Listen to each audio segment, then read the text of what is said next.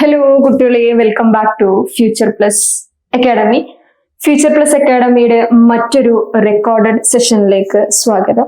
നിങ്ങൾക്കൊക്കെ പരീക്ഷ അടുത്ത് വരാണ്, പേപ്പറൊന്നും ആയിട്ടില്ല എന്നൊക്കെ പറഞ്ഞു വിടുന്നത്. അപ്പൊ ഡെഫിനറ്റ്ലി എനിക്ക് തോന്നുന്നു നിങ്ങൾ പഠിച്ചൊക്കെ പതുക്കെ തുടങ്ങുന്നേ ഉണ്ടാവുള്ളൂ അല്ലെ. അപ്പം നമ്മൾ ഇന്ന് ഡിസ്കസ് ചെയ്യാൻ പോകുന്ന പേപ്പർ 1946 ടു പ്രസന്റ് എന്ന് പറയുന്നത്, English literature from 1946 to present എന്ന് പറയുന്നത് 1946 ശേഷം ഈ കാലഘട്ടം വരെ, അല്ലെങ്കിൽ ഒരു പോസ്റ്റ് മോഡേണിസ്റ്റിക് കാലഘട്ടം വരെ, രണ്ടാം ലോക യുദ്ധത്തിന് ശേഷം ഈ കാലഘട്ടം വരെ എന്താണ് ഇംഗ്ലീഷ് ലിറ്ററേച്ചറിൽ വന്ന മാറ്റങ്ങൾ, എന്തൊക്കെ വിപ്ലവാത്മകമായിട്ടുള്ള സാധനങ്ങളാണ് ലിറ്ററേച്ചറിലേക്ക് വന്നിട്ടുള്ളത്. സൊസൈറ്റൽ ആയിട്ടുള്ള കാര്യങ്ങൾ നോക്കുമ്പോഴും സോഷ്യൽ ആസ്പെക്ട് നോക്കുമ്പോഴും കൾച്ചറൽ ആസ്പെക്ട് നോക്കുന്ന സമയത്തൊക്കെ ഒരുപാട് സാധനങ്ങൾ ഉണ്ടാവും. പക്ഷെ അതിൻ്റെ ഒരു ലിറ്ററേച്ചർ ആസ്പെക്റ്റിലേക്ക് നോക്കുന്ന സമയത്ത് അതിലെന്താ ശരിക്കും ഉള്ളത് എന്നാണ് എന്ത് ചെയ്യാൻ പോകുന്നത്, നമ്മൾ നോക്കാൻ പോകുന്നത്. നമ്മുടെ പേപ്പറിന്റെ പേര് മറന്നുകൊണ്ടാ, English literature from 1946 to the present. 1940, അതിന്റെ പേരിൽ തന്നെയുണ്ട്. 1946 ഏറ്റവും വലിയ പ്രത്യേകത രണ്ടാം ലോക മഹായുദ്ധം അവസാനിച്ച സമയം എന്നുള്ളതാണ്. 45 വരെ നീണ്ടു നിന്നതാണ് രണ്ടാം ലോക മഹായുദ്ധം. 46 ആവുമ്പോഴേക്കും ലോകയുദ്ധം തീർന്നു. അപ്പൊ ലോകയുദ്ധം ഉണ്ടാക്കിയിട്ടുള്ള പ്രശ്നങ്ങളായിരിക്കും ഡെഫിനറ്റ്ലി എന്തിലുണ്ടാവുക, 1946 ശേഷം വന്ന ലിറ്ററേച്ചറിലൊക്കെ ഉണ്ടാവുക എന്നുള്ളതാണ്. Especially English ലിറ്ററേച്ചറിൽ.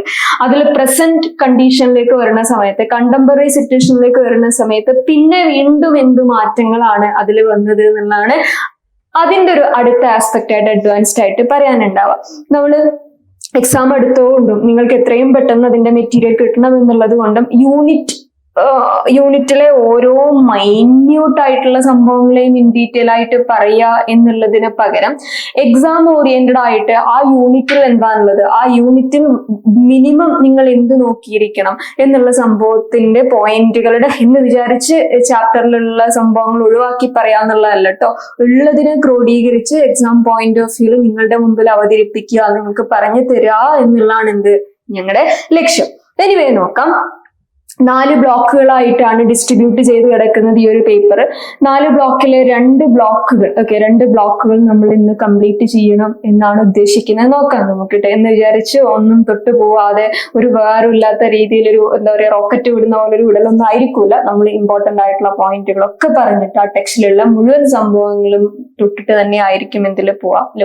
അപ്പൊ ഈ ഒരു ഐഡിയ വെച്ചുകൊണ്ടാവണം നിങ്ങൾ ടെക്സ്റ്റ് വായിക്കേണ്ടത്, എക്സാമിന് പ്രിപ്പയർ ചെയ്യേണ്ടത് എന്നുള്ള സംഭവങ്ങളൊന്നും മൈൻഡിൽ വെച്ചാൽ മതി. ഇതിന്റെ വെളിച്ചത്തിലായിരിക്കണം നിങ്ങൾ പേപ്പറിൽ എഴുതുമ്പോൾ പോയിന്റുകൾ വരേണ്ടത് എന്നതാണ്. നമ്മളൊരു കണ്ടംപററി സിറ്റുവേഷൻ ആയതുകൊണ്ട് നമുക്ക് ഈ പറയുന്ന പോലെ പോയിന്റുകൾ കിട്ടാത്തൊരവസ്ഥയൊന്നും വരില്ല. നമുക്ക് കണക്ട് ചെയ്യാൻ പറ്റും. നമുക്ക് ഹിസ്റ്റോറിക്കൽ ആയിട്ടുള്ള സംഭവങ്ങളെ അതിന്റെ സബ്ജക്റ്റീവ് ആസ്പെക്റ്റിൽ കണക്ട് ചെയ്യാൻ പറ്റുന്ന ടോപ്പിക്കാണ്, പേപ്പറാണ്. അതുകൊണ്ട് അതിനെ ആലോചിച്ച് പേടിക്കേണ്ടതില്ല എന്നുള്ളത് എന്റെ പേഴ്സണൽ എക്സ്പീരിയൻസ് ആണ് കേട്ടോ. എനിവേ നമുക്ക് എന്തായാലും 4 ബ്ലോക്ക് ആയിട്ടാണ് ഡിവൈഡ് ചെയ്തിട്ടുള്ളത് എന്ന് പറഞ്ഞു. 4 ബ്ലോക്ക് ആയിട്ട് ഡിവൈഡ് ചെയ്യുമ്പം അതിൽ ഓരോ ബ്ലോക്കും സംസാരിക്കുന്നത് ഓരോ തരം പോയിന്റുകളെ കുറിച്ചായിരിക്കും. അപ്പൊ ബ്ലോക്ക് 1ന്റെ പേര് പോയട്രി ആൻഡ് ഡ്രാമ എന്നാണ്. കവിതയെയും നാടകങ്ങളെയും സ്ക്രൂട്ടനൈസ് ചെയ്യുന്ന ബ്ലോക്കാണ് എന്ത്, ബ്ലോക്ക് 1 എന്നർത്ഥം. അതിൽ നിങ്ങൾക്ക് കവിത കാണാം, കവിതകളുടെ പ്രത്യേകതകൾ കാണാം, കവികളെ കാണാം, അവർ ഉപയോഗിച്ചിട്ടുണ്ടായിരുന്ന ടെക്നിക്കുകൾ കാണാം, ചില കവിതകളുടെ അനാലിസിസ് കാണാം. ആൻഡ് അതേപോലെ തന്നെ ഡ്രാമയിലേക്ക് കടക്കുന്ന സമയത്ത് ഡ്രാമ എന്താണ്, അത് പോസ്റ്റ് മോഡേണിസ്റ്റിക് പീരീഡിൽ എന്തൊക്കെ ഫീച്ചർ ആയിരുന്നു ആ ഡ്രാമയ്ക്ക് ഉണ്ടായിരുന്നത് എന്നുള്ള സംഭവങ്ങളൊക്കെ അവിടെ ഉണ്ടാവും, ആ ഒരു ബ്ലോക്കിൽ ഉണ്ടാവും. അപ്പൊ നോക്കാം. ആ ബ്ലോക്ക് 1ലെ ആദ്യത്തെ unit, welcome to the first unit of block 1, which is World War II and its aftermath. രണ്ടാം ലോക മഹായുദ്ധം 1945 രണ്ടാം ലോക മഹായുദ്ധം കഴിഞ്ഞു. ഓക്കെ, രണ്ടാം ലോക മഹായുദ്ധം അവസാനിച്ചു. ലോകത്തിന് മനസ്സിലായി ഇത് വലിയ എന്താ പറയാ വലിയ സംഭവമൊന്നുമില്ല, അല്ലെങ്കിൽ ഈ പറയുന്ന പോലെ ഇത് മുമ്പോട്ട് കൊണ്ടുപോയിട്ട് വലിയ കാര്യമൊന്നുമില്ല എന്ന്. അതിൽ വേറെ കുറെ പൊളിറ്റിക്കൽ സാധനങ്ങളൊക്കെ ഉണ്ട് കേട്ടോ, അതിലേക്കൊന്നും ഞാൻ കിടക്കുന്നില്ല. 45 യുദ്ധം തീർന്നു, രണ്ടാം ലോക യുദ്ധം തീർന്നു. 46 ആയതിനു ശേഷം, യുദ്ധത്തിന് ശേഷമുള്ള യുദ്ധാനന്തര കാലഘട്ടമാണ്. ഓക്കെ, യുദ്ധത്തിൽ എടുക്കാത്ത രാഷ്ട്രങ്ങളെ പോലും വളരെ സിവിയർ ആയിട്ട് ബാധിച്ച, ഈവൻ നമ്മുടെ ഇന്ത്യയെ പോലും വളരെ സിവിയർ ആയിട്ട് ബാധിച്ചിട്ടുണ്ടായിരുന്ന യുദ്ധമായിരുന്നു 1ഉം 2ഉം ലോക യുദ്ധങ്ങൾ. അപ്പം രണ്ടാം ലോക മഹായുദ്ധത്തിന് ശേഷമുള്ള കാലഘട്ടത്തിൽ എന്താ സംഭവിച്ചത്, after the world war second, അതാണ് ആ യൂണിറ്റിൽ മൊത്തം പറയുന്നത്. അപ്പോൾ അതിൻ്റെ അകത്ത് നിങ്ങൾക്ക് കോൾഡ് വാർ കാണാം, ആ സമയത്ത് ഉണ്ടായിരുന്ന സോഷ്യൽ സെറ്റപ്പിൽ വന്ന മാറ്റങ്ങൾ കാണാം, ലിറ്ററേച്ചറിലും ടെക്നോളജിയിലും വന്ന മാറ്റങ്ങളൊക്കെയാണ് നിങ്ങൾ അതിൻ്റെ അകത്ത് എന്ത് ചെയ്യേണ്ടത്, ഫോക്കസ് ചെയ്ത് പോവേണ്ടതായിട്ടുള്ള കാര്യങ്ങൾ. അപ്പൊ നോക്കാം, രണ്ടാം ലോക യുദ്ധത്തിന് ശേഷം എന്ത് സംഭവിച്ചു, പോയിന്റുകളായിട്ട് പറയേ. ഓരോ പോയിന്റ് ആയിട്ട് പറഞ്ഞിട്ട് ഞാൻ ആ ഓരോ പോയിന്റിനെയും അനലൈസ് ചെയ്ത് എക്സ്പ്ലെയിൻ ചെയ്ത് തരാം. രണ്ടാം ലോക യുദ്ധത്തിന് ശേഷം, രണ്ടാം ലോക യുദ്ധം എന്താണെന്നൊക്കെ നമുക്ക് പറയാം. നോക്കാവേ.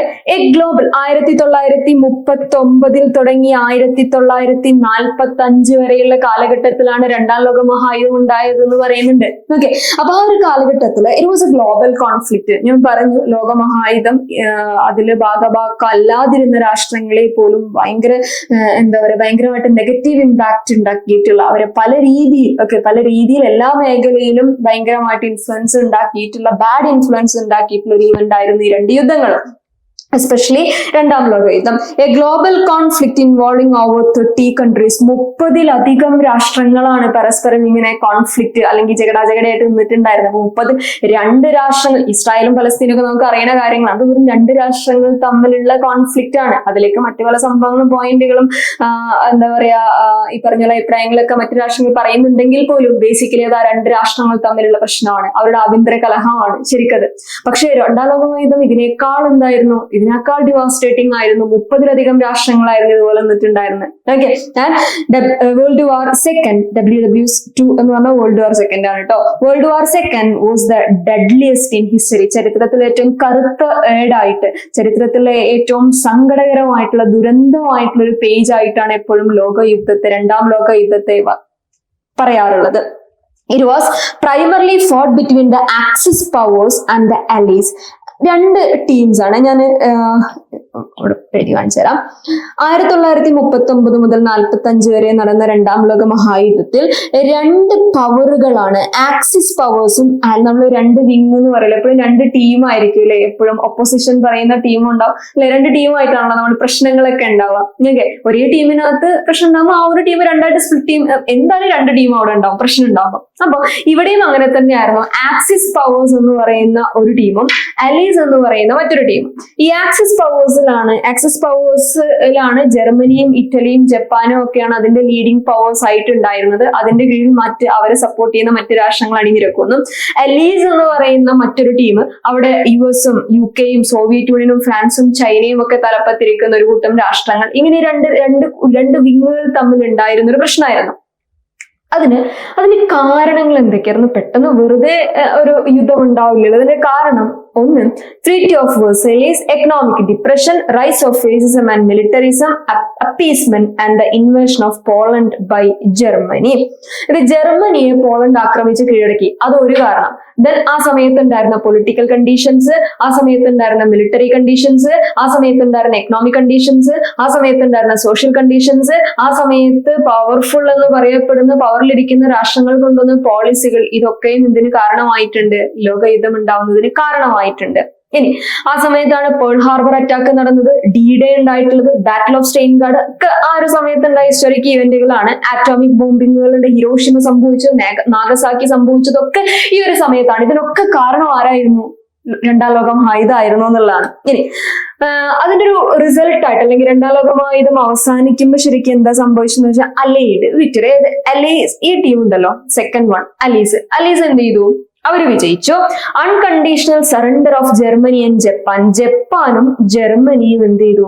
ഉപാധികളില്ലാതെ US-നും UK-ക്കും സോവിയറ്റ് റഷ്യയ്ക്കും മുമ്പിൽ കീഴടങ്ങി.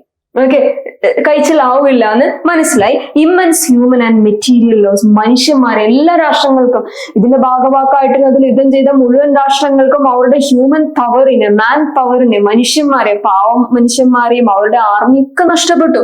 ഓക്കെ, യുദ്ധം ചെയ്യാൻ മനുഷ്യന്മാർ വേണ്ട, മനുഷ്യന്മാരില്ലാണ്ടായി. മെറ്റീരിയൽ ലോസ് ഉണ്ടായി, എക്കണോമിക് ലോസ് ഉണ്ടായി, രാഷ്ട്രങ്ങൾക്ക് പിടിച്ചു നിൽക്കാൻ പറ്റാതായി. അങ്ങനെ ജർമ്മനിയും ജപ്പാനും എന്ത് ചെയ്യാണ്? ആവില്ല എന്ന് പറഞ്ഞ് കീഴടങ്ങാണ്. ആരുടെ മുമ്പില്? US-ന്റെയും UK-യുടെയും സോവിയറ്റ് റഷ്യയുടെയും ഒക്കെ മുമ്പിൽ. അങ്ങനെയാണ് എന്ത് അവസാനിക്കുന്നത്? രണ്ടാം ലോക മഹായുദ്ധം അവസാനിക്കുന്നത്. പക്ഷെ അതുണ്ടാക്കിയ ഇമ്പാക്ട് വളരെ വലുതായിരുന്നു. ആ ഇമ്പാക്ട് എന്താണ് എന്നുള്ളതാണ് നമ്മൾ പഠിക്കാൻ പോണത്. The war left the world in ruins with millions dead and displaced.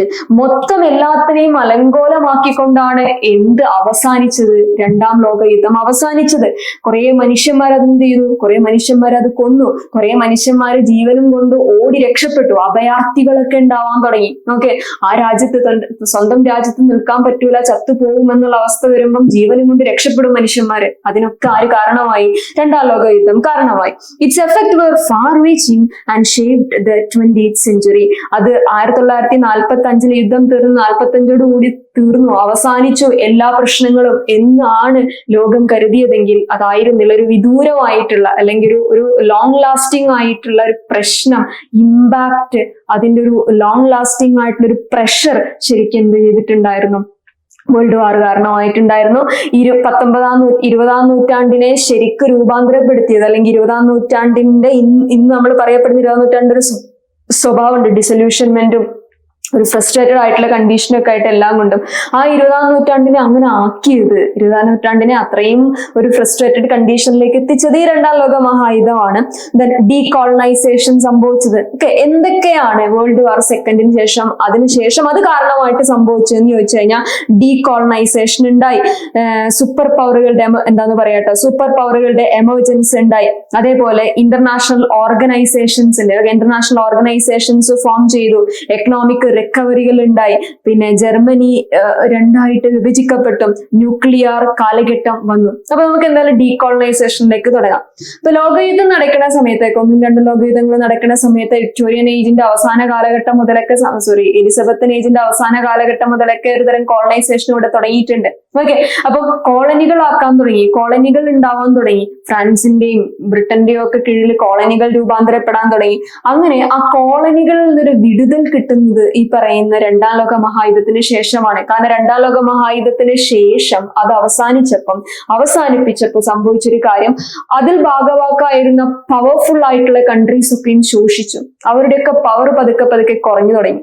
അതുകൊണ്ട് തന്നെ കോളനികളാക്കി നിലനിർത്തുക എന്ന് പറയുന്നത് വലിയ പ്രയാസമായിരുന്നു ഈ കോളനൈസേഴ്സിന്. അങ്ങനെ അവരെന്ത് ചെയ്തു? പതുക്കെ വിഡ്രോ ചെയ്തു കോളനികളിൽ നിന്ന്. അങ്ങനെ ഡീകോളനൈസേഷൻ സംഭവിച്ചു. The war weakened European empires. European എംപയറിനെ, യൂറോപ്യന്റെ ആ ഒരു പവർഫുൾ ആയിട്ടുള്ള ഒരു ഭരണത്തെ രണ്ടാം ലോക മഹായുദ്ധം എന്ത് ചെയ്തു എന്നറിയോ? പതുക്കെ അതിനെ ശക്തി ക്ഷയിപ്പിക്കാൻ തുടങ്ങി. അത് കോളനികളാക്കപ്പെട്ട ഏഷ്യൻ ആഫ്രിക്കൻ രാജ്യങ്ങളെ മുഴുവൻ സ്വതന്ത്രരാക്കി എന്നുള്ളതാണ്. ദെൻ USSR പോലെയുള്ള സൂപ്പർ പവർ കൺട്രീസ് ഒക്കെ, അമേരിക്ക വേൾഡ് പോലീസ് ഒക്കെ ആയി മാറുന്നത് ഈ സൂപ്പർ പവർ എമർജൻസിയോടുകൂടിയാണ്. Super power emergence after world war second. Then അതിന്റെ ഭാഗമായിട്ടാണ് കോൾഡ് വാർ ഒക്കെ ഉണ്ടാവുന്നത്. ശീതസമരം എന്ന് പറയും, ആശയ സമരം എന്ന് പറയും. നമുക്കത് പറയാം എന്താന്നുള്ളത്. അതേപോലെ ഇന്റർനാഷണൽ ഓർഗനൈസേഷൻസ്, യുണൈറ്റഡ് നേഷൻസ് ഒക്കെ ലോകം മൊത്തത്തിൽ എന്താ പറയാ കൊയമാന്തരായി കിടക്കുന്നുണ്ട്, ഒരു അന്തം ഒന്നുമില്ലാതെ ഓടിക്കൊണ്ടുവാണ് എന്ന് മനസ്സിലായപ്പം യുണൈറ്റഡ് നേഷൻ, UN പോലെയുള്ള അന്താരാഷ്ട്ര സംഘടനകളൊക്കെ ഉടലെടുത്തു. ദെൻ എക്കണോമിക് റിക്കവറി, അതിൽ നിങ്ങൾ ദ മാർഷൽ പ്ലാൻ പഠിക്കാനുണ്ടാവും. അതായത് വെസ്റ്റേൺ യൂറോപ്പിനെ, യുദ്ധാനന്തര വെസ്റ്റേൺ യൂറോപ്പിനെ ഒന്ന് റീബിൽഡ് ചെയ്യണം എന്ന് പറയുന്ന ആശയത്തോടുകൂടി മാർഷൽ പ്ലാൻ വരികയും ദെൻ എന്താ പറയാ ഒന്ന് റീകൺസ്ട്രക്ട് ചെയ്തെടുക്കുക. എക്കണോമിക്കലി വീക്ക് ആയിക്കൊണ്ടിരിക്കുന്ന രാഷ്ട്രങ്ങൾ പതുക്കെ പൊങ്ങി വരിക എന്നുള്ള സംഭവങ്ങളിലേക്ക് കാര്യങ്ങൾ പോകാൻ തുടങ്ങി. ജർമ്മനി ഈസ്റ്റ് എന്നും വെസ്റ്റ് എന്നും രണ്ടായിട്ട്, കിഴക്കൻ ജർമ്മനി എന്നും പടിഞ്ഞാറൻ ജർമ്മനി എന്നും രണ്ട് ജർമ്മനികൾ എവിടെ എന്താക്കപ്പെട്ടു? ഡിവൈഡ് ചെയ്യപ്പെട്ടു. And Berlin becoming a divided city symbolizing the Cold War. Berlin ഉണ്ട്, അങ്ങനെ മുറിച്ചിട്ട് ബെർലിൻ ഒക്കെ ഉണ്ടാവുകയാണ്. അതിന്റെ ഭാഗമായിട്ട് കോൾഡ് വാർ ഒക്കെ ഉണ്ട്. കോൾഡ് വാർ നമ്മൾ പറയും, സെപ്പറേറ്റ് ടോപ്പിക് ആയിട്ട് തന്നെ പറയും. ദെൻ അറ്റോമിക് ബോംബുകളുടെ, നമ്മൾ ഹിരോഷിമി നാഗസാക്കി ഒക്കെ രണ്ടാം ലോക മഹായുദ്ധത്തിന്റെ സമയത്താണ് സംഭവിക്കുന്നത്. ദെൻ അതിനുശേഷമുള്ള കാലഘട്ടം അണുബോംബുകളുടെ കാലഘട്ടമായിരുന്നു. ലോകരാഷ്ട്രങ്ങൾ അണുബോംബ് കൈവശം വെക്കുന്നത് ഒരു പവർഫുൾ ആയിട്ടുള്ള സംഭവമായിട്ട് കൺസിഡർ ചെയ്യാൻ തുടങ്ങി.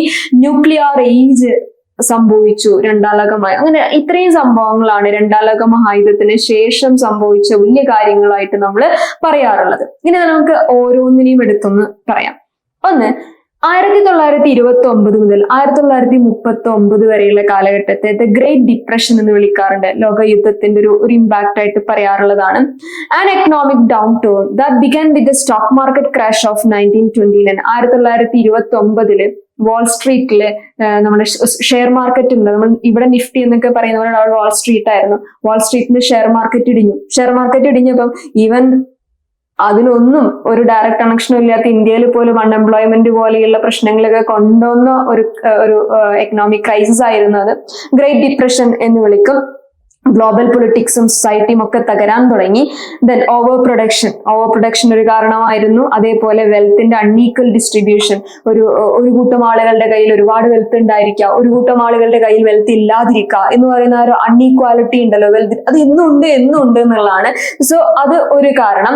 ആൻഡ് അത് ഭയങ്കര ഒരു ഡിസ്പാരിറ്റി ഉണ്ടാവുന്ന സമയത്ത് വലിയ അളവിലൊരു ഒരുപാട് ആളുകൾ നമ്മളൊരു പുവർ എന്ന് പറയുന്ന കാറ്റഗറി വളരെ എണ്ണത്തിൽ കൂടുതലാക്കപ്പെടുക എന്ന് പറയുന്ന ഒരു കണ്ടീഷൻ ഉണ്ടല്ലോ. ദാറ്റ് ഈസ് ആ ഒരു ഡിസ്പാരിറ്റി ആണ് ഈ പറഞ്ഞ ഇത്തരം ഗ്രേറ്റ് ഡിപ്രഷൻ പോലെ ഇവന്റുകൾക്ക് കാരണമായത്.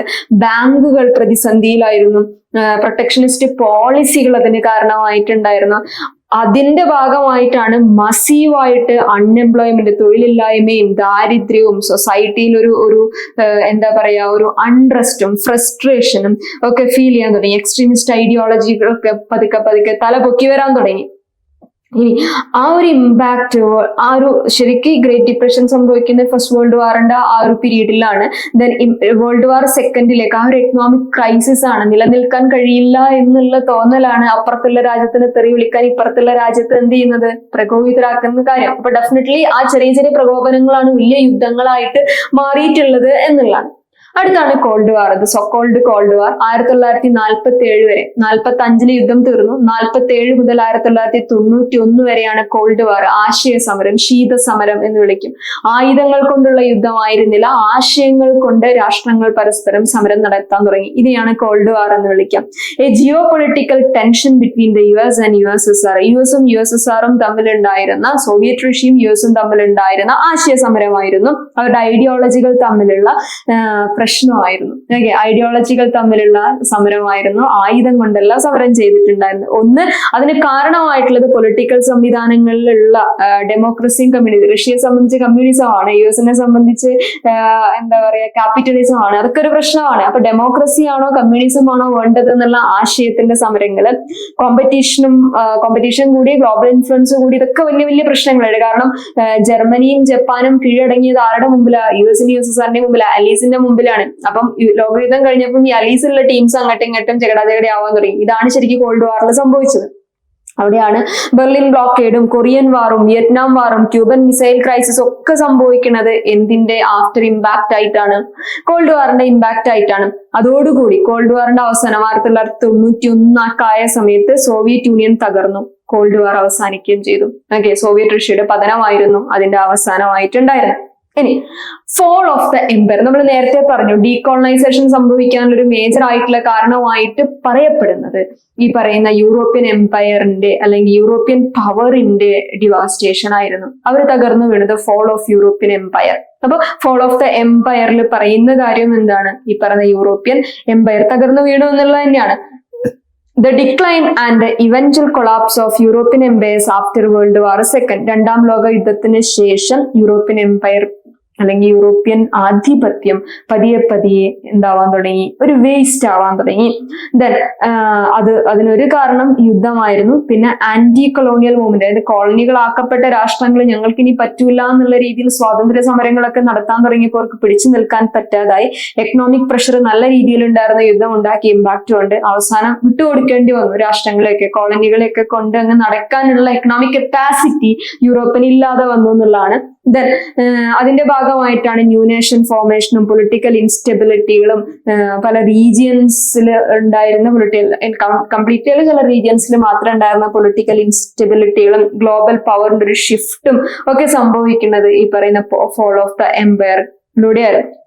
ദെൻ നിങ്ങളുടെ ടെക്സ്റ്റില് ആ ഒരു പോർഷൻ പറഞ്ഞ് അവസാനിപ്പിക്കുന്നതിന് മുമ്പ് മാർഗരറ്റ് താച്ചർ ആരാണെന്ന് പറയുന്നത് അയോൺ ലേഡിയൊക്കെ ആയിട്ട് കൺസിഡർ ചെയ്യാറുണ്ട്. മാർഗരറ്റ് താച്ചർ ബ്രിട്ടന്റെ പ്രൈം മിനിസ്റ്റർ ആയിരുന്നു 1979 മുതൽ 1990 വരെ. ഭയങ്കരമായിട്ടുള്ള സിഗ്നിഫിക്കന്റ് ആയിട്ടുള്ള എക്കണോമിക് സോഷ്യൽ പോളിസികളും റിഫോംസ് ഒക്കെ കൊണ്ടുവന്ന വളരെ എന്താ പറയാ ബ്രേവസ്റ്റ് ആയിട്ടുള്ള ഒരു ലേഡി ആയിരുന്നു. പ്രൈവറ്റൈസേഷൻ, ഡീറെഗുലേഷൻ, അതേപോലെ ട്രേഡ് യൂണിയന്റെ പവർ റിഡ്യൂസ് ചെയ്യുക എന്നൊക്കെ പറഞ്ഞിട്ടുള്ള കുറെ പോളിസികൾ അവർ കൊണ്ടുവന്നിരുന്നു. താച്ചറിസം എന്നത് മൊത്തത്തിൽ അറിയപ്പെട്ടിരുന്നു. ദെൻ അത് ബ്രിട്ടന്റെ എക്കണോമിക് കണ്ടീഷനെയും സൊസൈറ്റിയും അത് മറ്റൊരു തരത്തിൽ റീബിൽഡ് ചെയ്തു. ഈ പറഞ്ഞ കൺസർവേറ്റീവ് പാർട്ടിയുടെ പൊളിറ്റിക്സിന് അത് വേൾഡ് വൈഡ് ആയിട്ട് ഇൻഫ്ലുവൻസ് ചെയ്യുന്ന തരത്തിലേക്ക് കൺസർവേറ്റീവ് പാർട്ടിയുടെ പ്രൈം മിനിസ്റ്റർ പാർട്ടിയിൽ നിന്ന് ജയിച്ചു വന്നായിരുന്ന താച്ചർ. അപ്പൊ ഡെഫിനറ്റ്ലി അതിന്റെ ഒരു ഇമ്പാക്ട് എവിടെ കണ്ടു? അവരുടെ ഒരു കൺസർവേറ്റീവ് പാർട്ടിയുടെ അല്ലെങ്കിൽ കൺസർവേറ്റീവ് പൊളിറ്റിക്സിന്റെ ഒരു അംശമൊക്കെ അതിന്റെ ഇൻഫ്ലുവൻസ് ഒക്കെ ലോകമെമ്പാടും ഉണ്ടാവുന്നത്. അതിന് കാരണം താച്ചർ ആയിരുന്നു. താച്ചറിനെ അയോൺ ലേഡി എന്നൊക്കെ വിളിക്കാറുണ്ട്. ഇനി ലിറ്ററേച്ചർ, മീഡിയ ആൻഡ് ടെക്നോളജി. സാഹിത്യത്തിലും മാധ്യമങ്ങളിലും ടെക്നോളജിയിലും എന്താണ് രണ്ടാം ലോക മഹായുദ്ധം ഉണ്ടാക്കിയിട്ടുള്ള ഇമ്പാക്ട് എന്നുള്ളതാണ് നോക്കാവേ.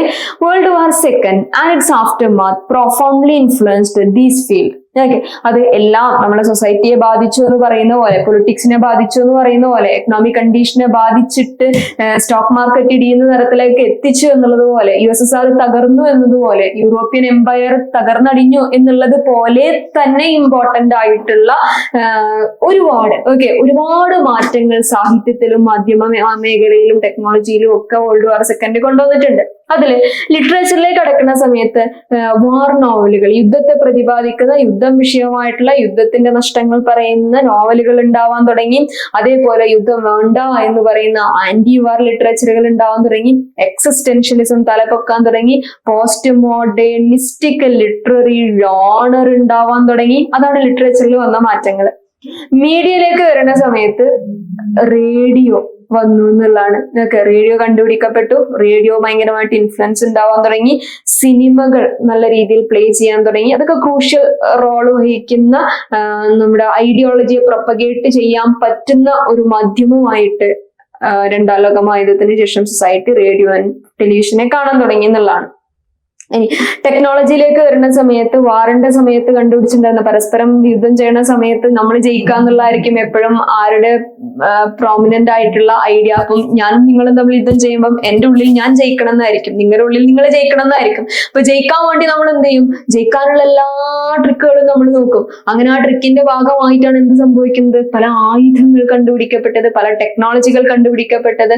ഈവൻ ഗൺ പൗഡർ ഒക്കെ അങ്ങനെ ഒരു സമയത്ത് കണ്ടുപിടിക്കപ്പെട്ട ഒരു സംഭവമായിരുന്നു. അത് അറിയാതെ കണ്ടുപിടിക്കപ്പെട്ട ഒരു സാധനമാണ് ഗൺ പൗഡറിന്റെ കേസിൽ. ചൈനയാണ് അത് ചെയ്യുന്നത്.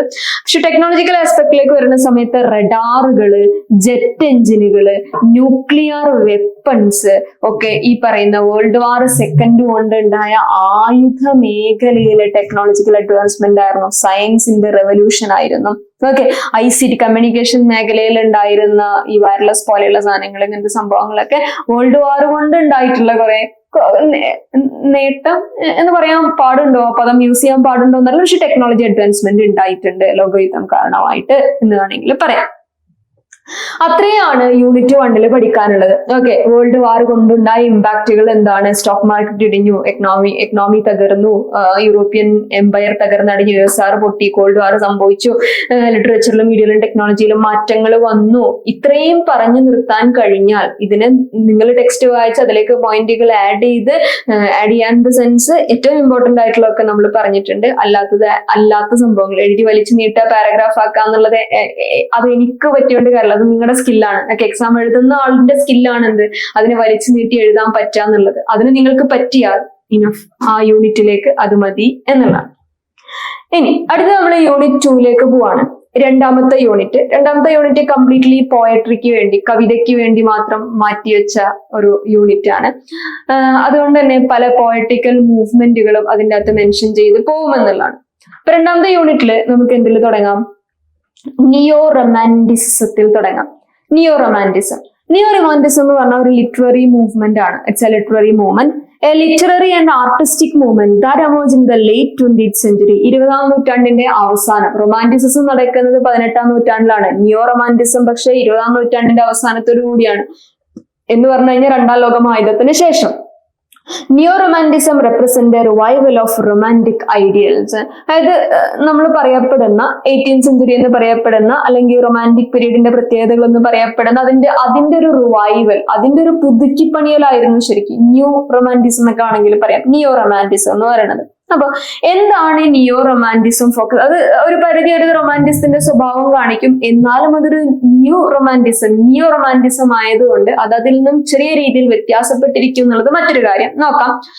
അത് ഫോക്കസ് ചെയ്ത കാര്യങ്ങൾ, ന്യൂ റൊമാൻറ്റിസം ഏറ്റവും കൂടുതൽ ഫോക്കസ് ചെയ്തത് ഇമോഷനെയും സബ്ജക്ടിവിറ്റിയാണ്. ആളുകളുടെ വികാരങ്ങൾ, മനുഷ്യ സമൂഹത്തിന്റെ വികാരങ്ങൾക്ക് പ്രാധാന്യം കൊടുത്തു.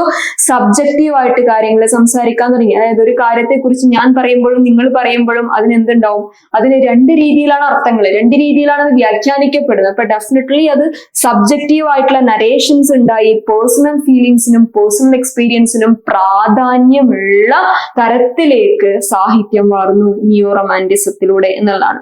ദെൻ നാച്ചർ ആൻഡ് ദ സബ്ലിം, പ്രകൃതിക്ക് അതാണ് സബ്ലിമിറ്റി, അതാണ് മികച്ചത്, അതിലാണ് എല്ലാം കിടക്കുന്നത് എന്നുള്ള രീതിയിലേക്കുള്ള പ്രകൃതിയുടെ ബ്യൂട്ടി അപ്രീഷിയേറ്റ് ചെയ്യുന്ന, അതിന്റെ പവർ അപ്രീഷിയേറ്റ് ചെയ്യുന്ന തരത്തിലേക്ക് സാഹിത്യം മാറാൻ തുടങ്ങി.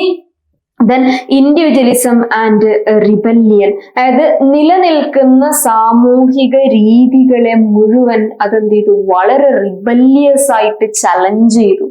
ഓക്കെ, ഇൻഡിവിജ്വലിസം, അതായത് എന്റെ ആശയങ്ങൾ, എന്റെ ശരികൾ, അത് എന്റെ ശരിയാണ്, എന്റെ ആശയങ്ങളാണ്, അതിന് ബ്രേക്ക് ചെയ്യാൻ, അതിനെ ബ്ലോക്ക് ചെയ്യാൻ സൊസൈറ്റിക്ക് ഒരു തരത്തിലുമുള്ള എന്താ പറയാ, ഒരു തരത്തിലുള്ള റോളും ഇല്ല എന്ന് പറയുന്ന സംഭവം. സപ്പോസ് നമ്മുടെ പേഴ്സണൽ ഇപ്പം ഇങ്ങനെ തന്നെ ആലോചിച്ച് വെക്കാം. ഇപ്പം ഒരു 10, 18, 19 തൊട്ട് 20, 21 ഒക്കെ വയസ്സായി കഴിഞ്ഞാൽ നമ്മുടെ സൊസൈറ്റിയിൽ പെൺകുട്ടികളോട് ചോദിക്കുന്ന ഒരു ചോദ്യമുണ്ട്, കല്യാണം കഴിക്കുന്നില്ലേ എന്ന് ചോദിക്കുന്ന ഒരു ചോദ്യമുണ്ട്. എന്ന് പറഞ്ഞാൽ നമ്മുടെ ഇൻഡിവിജ്വൽ ലൈഫിലേക്ക്, പേഴ്സണൽ ലൈഫിലേക്ക് ഒരു പരിധിയിൽ കവിഞ്ഞ് ആര് ഇടപെടുകയാണ്, സൊസൈറ്റി ഇടപെടുകയാണ്. ന്യൂ റൊമാൻറ്റിസിൽ എന്ത് സംഭവിച്ചു, ഇൻഡിവിജ്വലിസം, പേഴ്സണൽ ഫീലിങ്സിന് ഇമ്പോർട്ടൻസ് കൊടുക്കുമ്പോൾ ആ വ്യക്തിയാണ് അയാൾക്ക് ഇമ്പോർട്ടന്റ്, മനുഷ്യനാണ് ഇമ്പോർട്ടന്റ്. നിലനിൽക്കുന്ന സൊസൈറ്റിയുടെ സോക്കോൾഡ് ആയിട്ടുള്ള സ്റ്റീരിയോടിപ്പിക്കൽ ആയിട്ടുള്ള നോംസിനെ മുഴുവൻ അതിന് ചലഞ്ച് ചെയ്തു, പൊട്ടെ എന്ന് പറഞ്ഞു. പിന്നെയോ മിസ്റ്റിസിസം ആൻഡ് സ്പിരിച്വാലിറ്റി, കുറച്ചുകൂടി ഇപ്പൊ പ്രകൃതിയൊക്കെ ആരാധിച്ച് പ്രകൃതിയൊക്കെ ഭയങ്കരമായിട്ട് അപ്രീഷിയേറ്റ് ചെയ്യുമ്പോൾ അതിലെപ്പോഴും അങ്ങനെ സംസാരിക്കുന്ന ആളുകൾ കുറച്ചുകൂടി ഒരു സ്പിരിച്വൽ വേയിൽ സംസാരിക്കുന്ന ആളുകളായിരിക്കും. സ്പിരിച്വാലിറ്റി എന്ന് പറഞ്ഞാൽ ഭയങ്കര മങ്സ് ഒക്കെ സംസാരിക്കുന്ന പോലെ എന്നുള്ളതല്ല കേട്ടോ. അതിലപ്പുറം ഒരു ഫിലോസഫിക്കൽ ആയിട്ടുള്ള സാധനങ്ങൾ പറയുന്ന, മെറ്റാഫിസിക്കൽ ഡയമെൻഷനിൽ മനുഷ്യന്റെ എക്സിസ്റ്റൻസിനെ കാണുന്ന ഒരു സൂപ്പർ പവർ ഉണ്ട്, അല്ലെങ്കിൽ ഒരു അൾട്ടിമേറ്റ് പവർ ഉണ്ട് എന്ന് വിശ്വസിക്കപ്പെടുന്ന, അത് പ്രകൃതിയാണെന്ന് വിശ്വസിക്കുന്ന, അതിലെ സൂപ്പർ നാച്ചുറാലിറ്റി കാണുന്ന ഒരു തോട്ട് പ്രോസസ്. ദൈവമുണ്ട് പക്ഷെ എന്ന് വിചാരിച്ച് ഞാൻ മനുഷ്യത്വത്തിനപ്പുറമല്ല എന്ന് പറയുന്ന ഒരു സാധനം ഉണ്ടല്ലോ. ഓക്കെ, ആ ഒരു സംഭവമാണ് എന്ത്, ആ ഒരു ന്യൂ റൊമാൻറ്റിസത്തിന്റെ ഒരു പ്രത്യേകത എന്ന് പറഞ്ഞാൽ. ഇത്രയും പ്രത്യേകതകളാണ് ന്യൂ റൊമാൻറ്റിസത്തിന് ഉണ്ടായിരുന്നത്. ഇനി അടുത്ത് മൂവ്മെന്റ് പോയട്രി എന്ന് പറഞ്ഞു കഴിഞ്ഞാൽ പോയറ്റിക്കൽ പോയട്രിയിൽ നമ്മൾ പറയാറുള്ള ഒരു പോസ്റ്റ് മോഡേണിസ്റ്റിക് മൂവ്മെന്റ് ആണ്, വിപ്ലവാത്മകമായിട്ടുള്ള ഒരു പ്രസ്ഥാനമായിരുന്നു മൂവ്മെന്റ് പോയട്രി എന്ന് പറയുന്നത്. നോക്കാം, a broad term encompassing poetry that is associated with special social political or cultural movements. അതായത് എന്താണ് മൂവ്മെന്റ് പോയട്രി എന്ന് ചോദിച്ചാൽ ഞങ്ങൾക്ക് പറയാൻ പറ്റണം, it's a kind of poetry associated with specific, അതായത് സ്പെസിഫിക് ആയിട്ടുള്ള സാമൂഹിക, രാഷ്ട്രീയ, സാംസ്കാരിക മാറ്റങ്ങൾ കൊണ്ടുവന്ന പ്രത്യേകതകൾ ഉണ്ടായിരുന്ന കവിതകളാണ് മൂവ്മെന്റ് പോയട്രിയിൽ ഉണ്ടായിരുന്നത്. അങ്ങനെ എഴുതുന്ന കവികളാണ് മൂവ്മെന്റ് പോയിറ്റ്സ് എന്ന് വിളിക്കപ്പെട്ടത്. അവരാരൊക്കെയാണ് നമ്മൾ പറയാം. ഇനി എന്താണ് മൂവ്മെന്റ് പോയട്രിയുടെ പ്രത്യേകത എന്ന് ചോദിച്ചാൽ, കണ്ടംപററി ഇഷ്യൂസിനെ അതെന്ത് ചെയ്യും, അഡ്രസ് ചെയ്യും. നിലനിൽക്കുന്ന പ്രശ്നങ്ങളെ കുറിച്ചായിരിക്കും അത് കവിത എഴുതുന്നുണ്ടാവുക. വിദൂര ഭാവനകൾ ആയിരിക്കൂല, അല്ലെങ്കിൽ വരാനിരിക്കുന്ന ഒരു കാലത്തെ കുറിച്ചായിരിക്കൂല, കഴിഞ്ഞുപോയൊരു കാലഘട്ടത്തെ കുറിച്ചായിരിക്കൂല, നിലനിൽക്കുന്ന കാലത്തിന്റെ പ്രശ്നങ്ങൾ, ഇന്ന് നമ്മൾ അനുഭവിക്കുന്ന പ്രയാസങ്ങളായിരിക്കും അത് അഡ്രസ് ചെയ്യുന്നുണ്ടാവുക. ദെൻ എക്സ്പെരിമെന്റൽ ഫോംസ് ഒക്കെ, അതായത് പരീക്ഷണാത്മകമായിട്ടുള്ള ടെക്നിക്കുകളൊക്കെ എന്ത് ചെയ്യും, പോയട്രിയിൽ പരീക്ഷിക്കപ്പെടും. നിലനിൽക്കുന്ന എന്താ പറയുക, ട്രഡീഷണൽ ആയിട്ടുള്ള പോയറ്റിക് ഫോംസിനെയൊക്കെ, സ്ട്രക്ചറിനെയൊക്കെ അത് ചലഞ്ച് ചെയ്യും. കവിതയ്ക്ക് താളം വേണം, പ്രാസം ഒപ്പിക്കണം എന്ന് പറയുന്ന സാധനങ്ങളൊക്കെ അതിനാവശ്യമില്ല എന്ന് പറയും movement poetry. And engage with social and political activism, അതായത് ആ സമയത്ത് നിലനിൽക്കുന്ന സാമൂഹിക, രാഷ്ട്രീയ ഗതികളെ നിർണ്ണയിക്കുന്ന അതിന്റെ ആക്ടിവിസത്തിന്റെ ഭാഗമായിട്ട് നിന്ന് സംസാരിക്കാൻ കെൽപ്പുള്ള കവികളും കവിതകളും ആയിരുന്നു അവിടെ ഉണ്ടായിരുന്നത്. ഏതൊരു മാറ്റം വേണമെന്ന് വാദിക്കുന്ന കവികളും കവിതകളും. This is known as movement poetry. അപ്പൊ മൂവ്മെന്റ് പോയട്രിയിൽ വരുമ്പോൾ ഒരുപാട് കവികളെ നമുക്ക് പറയാം. പക്ഷെ നമ്മളൊരു കീ എലമെന്റ് ആയിട്ട്, ഏറ്റവും ഇമ്പോർട്ടന്റ് ആയിട്ട് ഇവരെ പറഞ്ഞതിന് ശേഷം മാത്രമേ അടുത്തവരെ പറയാൻ പാടുള്ളൂ എന്നുള്ള രീതിയിൽ ഇമ്പോർട്ടന്റ് ആയിട്ടുള്ള മൂവ്മെന്റ് പോയറ്റ്സ് ഉണ്ടാവുമല്ലോ. അതിലൊരാളാണ്, മേജർ ആയിട്ടുള്ള ഫിഗർ ആണ് ഫിലിപ്പ് ലാർക്കിൻ. ദെൻ കിങ്സ്ലി ആമിസ് ഉണ്ട്, ഡൊണാൾഡ് ഡേവി ഉണ്ട്, DJ എൻറൈറ്റ് ഉണ്ട്, ജോൺ വെയിൻ ഉണ്ട്, എലിസബത്ത് ജെന്നിങ്സ് ഉണ്ട്, ടോം ഗൺ ഉണ്ട്. ഇവരൊക്കെയും മൂവ്മെന്റ് പോയിറ്റ്സ് ആണ്. ഇവർ പലരുടെയും കവിതകളൊക്കെ നിങ്ങൾക്ക് പഠിക്കാനുണ്ട്. ഫിലിപ്പ് ലാർക്കിന്റെ കവിത നമുക്ക് പഠിക്കാനുണ്ട്, എലിസബത്ത് ജെന്നിങ്സിന്റെ ഉണ്ട്, ടോം ഗണ്ണിന്റെ ഒക്കെ നമുക്ക് പഠിക്കാണ്ട് നമ്മൾ ഇന്ന് പറയുകയും ചെയ്യും. അപ്പൊ ഇവരാണ് മൂവ്മെന്റ് പോയറ്റ്സിൽ വരുന്നതെന്നും മൂവ്മെന്റ് പോയട്രി ഇതാണെന്നും അതിന്റെ പ്രത്യേകത ഇതാണ്. ഇതില് മൂവ്മെന്റ് പോയറ്റ്സിന്റെ ഒക്കെ പ്രത്യേകത ഞാൻ ഒറ്റ ലൈനിൽ വളരെ സിംപ്ലിഫൈഡ് ആയിട്ട് കൊടുത്തിട്ടേ ഉള്ളൂ. നിങ്ങൾ അത് പരീക്ഷയ്ക്ക് എഴുതുന്ന സമയത്ത് അതിനെ വലിച്ചു നീട്ടി എഴുതാനുള്ള കാപ്പബിലിറ്റിയിൽ നിങ്ങൾ എത്തണം എന്നുള്ളതാണ്. ഇനി അടുത്ത് ന്യൂ പോയറ്റ്സ് എന്ന് പറയുന്ന ഒരു കാറ്റഗറി. ന്യൂ പോയറ്റ്സ് പുതിയ കവികളാണ്. ഇപ്പം പുതിയ കാലഘട്ടം, പുതിയ സ്വഭാവമുള്ള കാലഘട്ടം എന്ന് പറയുമ്പോൾ ഡെഫിനറ്റ്ലി കവികളും പുതിയതായിരിക്കുമല്ലോ. അപ്പൊ ന്യൂ പോയറ്റ്സിന്റെ ഒരു പ്രത്യേകത, അത് നമ്മൾ നേരത്തെ പറഞ്ഞ പോലെ മൂവ്മെന്റ് പോയറ്റ്സിനെ പറഞ്ഞ പോലെ ഒരു കൂട്ടം കുറച്ച് ആളുകളുടെ പേരെടുത്ത് പറയാ എന്നുള്ളതിലപ്പുറം പുതുമ കൊണ്ടുവരുന്ന കവികളൊക്കെയും പുതിയ കവികളായിട്ടാണ് അറിയപ്പെട്ടത്. അതായത് 20-ാം നൂറ്റാണ്ടിന്റെ അവസാനം മുതൽ 21-ാം നൂറ്റാണ്ടിന്റെ ഒരു ആദ്യ കാലഘട്ടം വരെയൊക്കെ എമേർജ് ചെയ്തിട്ടുണ്ടായിരുന്ന വളരെ വ്യത്യസ്തമായിട്ട് ചിന്തിക്കുന്ന, വ്യത്യസ്തമായിട്ട് ആശയങ്ങൾ പ്രസന്റ് ചെയ്യുന്ന കവികളൊക്കെയും ന്യൂ പോയറ്റ്സ് എന്ന് പറയുന്ന ഗണത്തിലാണ് പെടാറുള്ളത്. അതിൽ ഈ മൂവ്മെന്റ് പോയറ്റ്സും പെടും എന്നുള്ളതാണ്. ഓക്കെ, അപ്പൊ ന്യൂ പോയറ്റ്സ് എന്ന് പറയുന്ന ഒരു അംബ്രല്ല ടേം ആണ്, ഒരു ജനറൽ ടേം ആണ് എന്ന് വന്നു. അപ്പൊ അത് ഒന്നാമത് ട്രഡീഷണൽ ആൻഡ് കണ്ടംപററി ഫോംസിനെ അത് കമ്പൈൻ ചെയ്തു. ഏത് ട്രഡീഷണൽ ആയിട്ടുള്ള പരമ്പരാഗതമായിട്ട് എഴുതിക്കൊണ്ടിരിക്കുന്ന കവിതാ രീതി തെറ്റാണെന്നത് പറഞ്ഞിട്ടില്ല. നിലനിൽക്കുന്ന അല്ലെങ്കിൽ ഇപ്പൊ പ്രസന്റ് കണ്ടീഷൻ ആവശ്യപ്പെടുന്ന സിറ്റുവേഷൻ അല്ലെങ്കിൽ അതിന്റെ പോയട്രി സ്ട്രക്ചറും തെറ്റാണെന്നും ആര് പറഞ്ഞിട്ടില്ല? ഈ പറയുന്ന ന്യൂ പോയറ്റ്സ് പറഞ്ഞില്ല. അവർ രണ്ടിനെയും എന്ത് ചെയ്തു? അവർ രണ്ടിനെയും കമ്പൈൻ ചെയ്തു. ട്രഡീഷണൽ പോയട്രിയുടെ ഫോംസിനെയും അതേപോലെ കണ്ടംപററി പോയറ്റിക്കൽ ഫോംസിനെയും കമ്പൈൻ ചെയ്തൊരു ബ്ലെൻഡഡ് വേർഷൻ ആക്കിയിട്ട് ഒരു ക്ലാസിക് പോയറ്റിക് എലമെന്റ്സ് ഒക്കെ കൊണ്ടുവരാൻ ശ്രമിച്ചാര് ഈ ന്യൂ പോയറ്റ്സ്. പിന്നെയോ ഡൈവേഴ്സിഫൈഡ് ആയിട്ടുള്ള തീമുകളെ കുറിച്ച്, തൊട്ടാൽ പൊള്ളുന്ന ഏരിയകൾ ഉണ്ടാവില്ല, identity crisis, racism, gender, sexuality പോലെയുള്ള സാധനങ്ങളൊക്കെ അവർ തീമായിട്ട് കൊണ്ടുവന്നു. പിന്നെ ഭാഷയിലും അതിന്റെ സ്ട്രക്ചറിലും ഒക്കെ പുതിയ പുതിയ ഭാവനാത്മകമായ പരീക്ഷണങ്ങളൊക്കെ ആര് നടത്തി? ന്യൂ പോയറ്റ്സ് നടത്തി. അപ്പൊ ഈ ന്യൂ പോയറ്റ്സ് ആരൊക്കെ ഞാൻ പറഞ്ഞു സ്പെസിഫിക് ആയിട്ട് ഇന്ന ആളുകളാണ് എന്ന് പറഞ്ഞ് നമുക്ക് ചിലപ്പോൾ പറയാനൊന്നും പറ്റൂല. കാരണം new poet is less specific than movement poets. Movement പോയറ്റ്സിനെ പോലെ വളരെ സ്പെസിഫിക് ആയിട്ട് ഇന്ന ആളുകളാണ് ന്യൂ പോയറ്റ്സ് എന്ന് പറഞ്ഞ് ചിലപ്പോൾ നമുക്ക് നെയിം ചെയ്യാൻ ഭയങ്കര പ്രയാസമായിരിക്കും. കാരണം ഇതൊരു വൈഡ് വെറൈറ്റി ഓഫ് ടീംസ് ഉള്ള ഒരുപാട് മൂവ്മെന്റ്സ് ഒന്നിച്ച് പറയപ്പെടുന്ന ഒരു ടേമാണ്.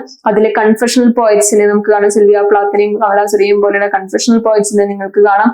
ബീറ്റ് ജനറേഷൻ പോയറ്റ്സിനെ നിങ്ങൾക്ക് കാണാം. അപ്പോൾ കൺഫെഷണൽ പോയറ്റിലേക്ക് വരുന്ന സമയത്ത് റോബർട്ട് ലോവലും സിൽവിയ പ്ലാത്തും ആൻ സെക്സ്റ്റണും ഒക്കെ ആ കാറ്റഗറിയിൽ വരുന്നതാണ്. ബീറ്റ് ജനറേഷൻ പോയറ്റിലേക്ക് വരുമ്പോൾ അലൻ ജിൻസ്ബർഗും ജാക്ക് കെറോക്കും ലോറൻസ് ഫെർലിംഗിറ്റിയും ഒക്കെ അതിൽ വരുന്നതാണ്. ലാംഗ്വേജ് പോയറ്റ്സ് എന്ന് പറയുമ്പോൾ 1960-കളിലും 70-കളിലും ഒക്കെ നിലനിന്നിട്ടുണ്ടായിരുന്ന ആ സമയത്ത് എമേർജ് ചെയ്ത കവികൾ എന്ന് വേണമെങ്കിൽ വിളിക്കാം. അതായത് ഭാഷയിൽ, ലാംഗ്വേജിൽ, അതിന്റെ സിൻടാക്സിലൊക്കെ പുതിയ പരീക്ഷണങ്ങൾ നടത്തി പുതിയ കവിതകൾ ഉണ്ടാക്കുന്ന ആളുകളാണ് ലാംഗ്വേജ് പോയറ്റ്സ് എന്ന് പറയാറുണ്ടായിരുന്നത്. പിന്നെ കണ്ടംപററി പോയറ്റ്സ് ആണ്. കണ്ടംപററി പോയറ്റ്സ് എന്ന് പറഞ്ഞാൽ പുതിയ കാലത്തിന്റെ പുതിയ കവികൾ, ആധുനിക കവികൾ എന്ന് പറയുന്ന മുഴുവൻ ആളുകളും ഈ ന്യൂ പോയറ്റ്സിന്റെ അണ്ടറിൽ വരുന്ന ടീംസ് ആയിട്ടാണ് പറയാറുള്ളത്. ഇനി അടുത്ത് ഡീകോളനൈസേഷൻ. അതായത് നമ്മൾ പറഞ്ഞു കവിതയെ കുറിച്ച് നമ്മൾ പറയുന്നത്. അപ്പൊ കവിതയില് മൂവ്മെന്റ് പോയട്രി പറഞ്ഞു, ന്യൂ പോയറ്റ്സ് പറഞ്ഞു, ന്യൂ റൊമാൻറ്റിസം പറഞ്ഞു. ദെൻ ഡീകോളനൈസേഷൻ എന്തായിട്ട് മാറി? മറ്റൊരു തീമായിട്ട് കവിതകളിലൊക്കെ വരാൻ തുടങ്ങി. അത് ആന്റി കൊളോണിയൽ സ്ട്രഗിൾസും നാഷണൽ ഐഡന്റിറ്റിയെ റീഡിഫൈൻ ചെയ്യുന്നതും എക്കണോമിക് ചലഞ്ചുകളെ കുറിച്ച് പറയുന്നതും നാഷണൽ ഐഡന്റിറ്റിയെ പറ്റി വീണ്ടും വീണ്ടും പറയുന്നതുമായിട്ടുള്ള കവിതകളൊക്കെ ഉണ്ടാവാൻ തുടങ്ങിയത്. ഡീകോളനൈസേഷന്റെ നാച്ചർ, അതിന്റെ ഫീച്ചർ ആര് പ്രകടിപ്പിച്ചു? നമ്മുടെ പോയട്രി ആ ഒരു സമയത്ത് 1946 ശേഷമുള്ള പോയട്രി പ്രകടിപ്പിച്ചു എന്നുള്ളതാണ്. അതിന്റെ ഭാഗമായിട്ട് ഗ്ലോബലൈസേഷൻ വന്നു. 1946 ശേഷം വന്ന ഏറ്റവും വലിയ ഒരു കാര്യം എന്ന് പറഞ്ഞാൽ ഗ്ലോബലൈസേഷൻ ആണ്. എൻറ്റയർ വേൾഡ് ഒരു ഗ്ലോബായിട്ട് മാറി എന്ന് പറയുന്ന ഒരു കേസിലേക്ക്. അപ്പൊ അതിന്റെ പ്രത്യേകതകളും കവിതകളിൽ കാണാൻ തുടങ്ങി. ദെൻ ഹ്യൂമൻ റൈറ്റ്സും അഭയാർത്ഥികൾ, ലോകയുദ്ധത്തിന് ശേഷം ഉണ്ടായ ഏറ്റവും വലിയ പ്രശ്നം അഭയാർത്ഥികൾ കൂടി എന്നുള്ളതാണ്. അതായത് സ്വന്തം രാജ്യത്ത് നിൽക്കാൻ പറ്റാതെ ഓടി രക്ഷപ്പെട്ട് പേപ്പറും രേഖകളും ഒന്നും ഇല്ലാതെ മറ്റു രാഷ്ട്രങ്ങൾക്ക് ജീവനും കൊണ്ട് ഓടി പോകേണ്ടി വന്ന മനുഷ്യന്മാര്, അഭയാർത്ഥികൾ. ഓക്കെ, അപ്പൊ അഭയാർത്ഥികൾ, അവരുടെ റൈറ്റ്സ്, അവരുടെ അവകാശങ്ങൾ ഒക്കെ ആ സമയത്ത് ഒരു വലിയ പ്രശ്നമായിരുന്നു. അപ്പൊ അതൊക്കെ കവിതയുടെ തീമായിട്ട് മാറിയിട്ടുണ്ട് എന്ന് അർത്ഥം. അത്രയാണ് രണ്ടാമത്തെ യൂണിറ്റിലുള്ളത്. ഇനി നമ്മള് മൂന്നാമത്തെ യൂണിറ്റിലേക്ക് ജമ്പ് ചെയ്യാണ്. We are moving to the third unit. Third യൂണിറ്റിന്റെ പ്രത്യേകത അത് ഡ്രാമയാണ്. നമ്മൾ പറഞ്ഞു ഫസ്റ്റ് ബ്ലോക്കിന്റെ പേര് തന്നെ പോയട്രി ആൻഡ് ഡ്രാമ എന്നായിരുന്നു. ഓക്കെ, പോയട്രി ആൻഡ് ഡ്രാമ എന്നായിരുന്നു. അപ്പൊ യൂണിറ്റ് 3 ഡിസ്കസ് ചെയ്യുന്ന ഡ്രാമയെ കുറിച്ചാണ്, നാടകങ്ങളെ കുറിച്ച്, ആ കാലഘട്ടത്തിൽ ഉണ്ടായിരുന്ന നാടകങ്ങളുടെ പ്രത്യേകതകളെ കുറിച്ചൊക്കെയാണ് എന്ത് സംസാരിക്കുന്നത്, യൂണിറ്റ് 3 സംസാരിക്കുന്നത്. അപ്പൊ നോക്കാം എന്തൊക്കെയാണ് ഡ്രാമയെ കുറിച്ച് ആ ഒരു യൂണിറ്റ് നമ്മളോട് സംസാരിക്കണമെന്ന് നോക്കാവേ. ഒന്ന്, drama after world war second. എന്താണ് രണ്ടാം ലോക മഹായുദ്ധത്തിന് മുമ്പുള്ള കാലഘട്ടത്തിലെ നാടകങ്ങൾ അവതരിപ്പിക്കും. ഷേക്സ്പിയറിന്റെ കാലഘട്ടത്തിലൊക്കെ ഇഷ്ടംപോലെ നാടകങ്ങളായിരുന്നു എലിസബത്തൻ പീരീഡ് ഒക്കെ. അപ്പൊ 1946 ശേഷം ഇങ്ങോട്ട്, അല്ലെങ്കിൽ നമ്മുടെ 20-ാം നൂറ്റാണ്ടിന്റെ തുടക്കം മുതൽ ഇങ്ങോട്ട്, രണ്ടാം ലോകമഹായുദ്ധത്തിന് ശേഷം സ്പെസിഫിക് ആയിട്ട് പറഞ്ഞ നാടകങ്ങൾക്ക് എന്താണ് സംഭവിച്ചത് എന്നുള്ളതാണ്. നോക്കാവേ. The aftermath of world war second profoundly impacted the landscape of drama, giving rise to new forms and styles that reflected the anxieties and disillusionment of the era. അതായത് പുതിയ ഡ്രമാറ്റിക് ഫോമുകളൊക്കെ, നാടകത്തിന് പുതിയ സ്റ്റൈലും അതിന്റെ സ്ട്രക്ചറിനൊക്കെ മാറ്റങ്ങളും പുതിയ പുതിയ ടെക്നിക്കുകളും ഒക്കെ നാടകത്തിൽ വന്നു രണ്ടാം ലോകമഹായുദ്ധത്തിന് ശേഷം. മാത്രല്ല ആ ഒരു ഇപ്പം ലോകയുദ്ധം ഉണ്ടായി, ലോകയുദ്ധം കഴിഞ്ഞതിന് ശേഷം ഹായ് ഹായ് ഹായ് എന്ന് പറഞ്ഞ് കൈയടിച്ച് മനുഷ്യന്മാര് ചിരിക്കായിരുന്നില്ല. കാരണം മനുഷ്യന്മാർക്ക് ആവശ്യത്തിന് ഫുഡ് ഉണ്ടായിരുന്നില്ല, വസ്ത്രം ഉണ്ടായിരുന്നില്ല, ഭക്ഷണം ഉണ്ടായിരുന്നില്ല, ജോലി ഉണ്ടായിരുന്നില്ല. ആളുകൾ തെക്കും വടക്കും പായായിരുന്നു ലോകയുദ്ധത്തിന് ശേഷം. കാരണം ജീവിക്കാൻ ഒരു വഴിയുമില്ല ഒരു രാഷ്ട്രത്തിലും, എസ്പെഷ്യലി ആ 30-ലധികം വരുന്ന യുദ്ധത്തിൽ ഭാഗഭാക്കായിരുന്ന രാഷ്ട്രങ്ങളിൽ. എന്ത് ചെയ്യണം അറിയാതെ മനുഷ്യന്മാര് എയറിലായിരുന്ന ഒരു കാലഘട്ടം. അപ്പൊ ആ സമയത്തുണ്ടായിരുന്ന മുഴുവൻ ആൻസൈറ്റികളും, ആ സമയത്തുണ്ടായിരുന്ന എല്ലാ ഡിസൊല്യൂഷൻമെന്റും, ആ സമയത്തുണ്ടായിരുന്ന മുഴുവൻ ഫ്രസ്ട്രേഷൻസും ഈ പറഞ്ഞ രണ്ടാം ലോകമഹായുദ്ധത്തിന് ശേഷം ഉണ്ടായിരുന്ന ഡ്രാമകളൊക്കെ കാണിച്ചു എന്നുള്ളതാണ്. അങ്ങനെയാണ് കിച്ചൺ സിങ്ക് ഡ്രാമ എന്ന് പറയുന്ന ഒരു ജോണർ തന്നെ ഉണ്ടായിരുന്നത്. കിച്ചൺ സിങ്ക് എന്ന് പറഞ്ഞാൽ നമ്മൾ അടുക്കളയിൽ പാത്രം കഴുകുന്ന സിങ്ക് തന്നെ ഉദ്ദേശിക്കണേ, കിച്ചൺ സിങ്ക്. എന്തുകൊണ്ടാണ് അതിനെ കിച്ചൺ സിങ്ക് ഡ്രാമ എന്ന് പറയുന്നതെന്ന് ചോദിച്ചു കഴിഞ്ഞാല്, അതുവരെ ഉണ്ടായിരുന്ന നാടകങ്ങളൊക്കെ നോവലുകളൊക്കെയും അതിനൊക്കെ ഒരു പ്രത്യേകത, അത് മനുഷ്യനെ കുറിച്ചാ പറയുന്നത്. പ്രണയത്തെ കുറിച്ച് പറയുന്നു, കുടുംബത്തെ കുറിച്ച് പറയുന്നു, സമൂഹത്തെ കുറിച്ച് പറയുന്നു, അവിഹിതം പറയുന്നു, വിവാഹം പറയുന്നു തുടങ്ങിയ സമൂഹത്തിലുള്ള മുഴുവൻ ബന്ധങ്ങളെ കുറിച്ചും മനുഷ്യന്റെ അനുഭവങ്ങളെ കുറിച്ചൊക്കെ നാടകങ്ങൾ വന്നു. പക്ഷേ ഒരു നാടകവും മനുഷ്യന്റെ വീടിന്റെ അകത്തളങ്ങളിലേക്ക് നോക്കിയിട്ടുണ്ടായിരുന്നില്ല. ഒരു വീടിന്റെ ഏറ്റവും എന്താ പറയാ പൊളിറ്റിക്കൽ ആയിട്ടുള്ള സോഷ്യൽ ആയിട്ടുള്ള എല്ലാ സംഭവങ്ങളും അരങ്ങേറുന്നത് അടുക്കളയിലാണ്.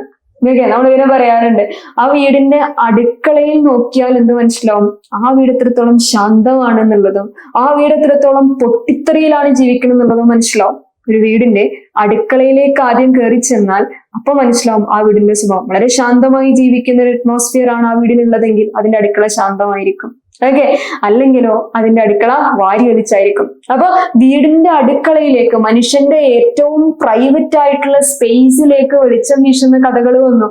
മനുഷ്യബന്ധങ്ങളിൽ നിങ്ങൾ പുറത്ത് കാണുന്നതല്ല മനുഷ്യബന്ധങ്ങളുടെ ഉള്ളിൽ സംഭവിക്കണമെന്നുള്ളത്. ഇപ്പം ഒരു ഭാര്യയും ഭർത്താവും തമ്മിൽ പ്രശ്നം ഉണ്ടെങ്കിൽ പുറത്തൊന്നിച്ച് പരിപാടിക്ക് പോകുമ്പോൾ ആ പ്രശ്നം അവർ കാണിച്ചൊന്നുമില്ല, പക്ഷെ വീട്ടിന്റെ ഉള്ളിൽ അവർ മൊത്തം കച്ചറയായിരിക്കും. ഓക്കെ, എന്ന് പറഞ്ഞാൽ അവരുടെ ഉള്ളിൽ എന്ത് സംഭവിക്കും എന്നുള്ളത് പുറം ലോകം അറിയുന്ന പോലുമില്ല, പക്ഷെ ഉള്ളിൽ പൊട്ടിത്തെറി സംഭവിക്കുന്നുണ്ട് എന്നുള്ള യാഥാർത്ഥ്യം. ഓക്കെ, അപ്പം ആ യാഥാർത്ഥ്യത്തെ വിളിച്ചു പറയുന്ന നാടകങ്ങൾ, വീട്ടിനകത്തളങ്ങളിൽ എന്താ സംഭവിക്കുന്നത് എന്ന് പറയുന്ന സാധനമാണ് എന്ത് കിച്ചൺ സിങ്ക് ഡ്രാമകളുടെ ഒരു പ്രത്യേകത എന്ന് പറഞ്ഞത്. 1950കളുടെ അവസാനത്തില്, ഒരു 1960കളുടെ തുടക്കത്തിലൊക്കെ ബ്രിട്ടനിലാണ് എന്ത് ചെയ്തിട്ടുള്ളത്, കിച്ചൺ സിങ്ക് ഡ്രാമ പതിയെ തലപൊക്കി തുടങ്ങിയിട്ടുള്ളത്.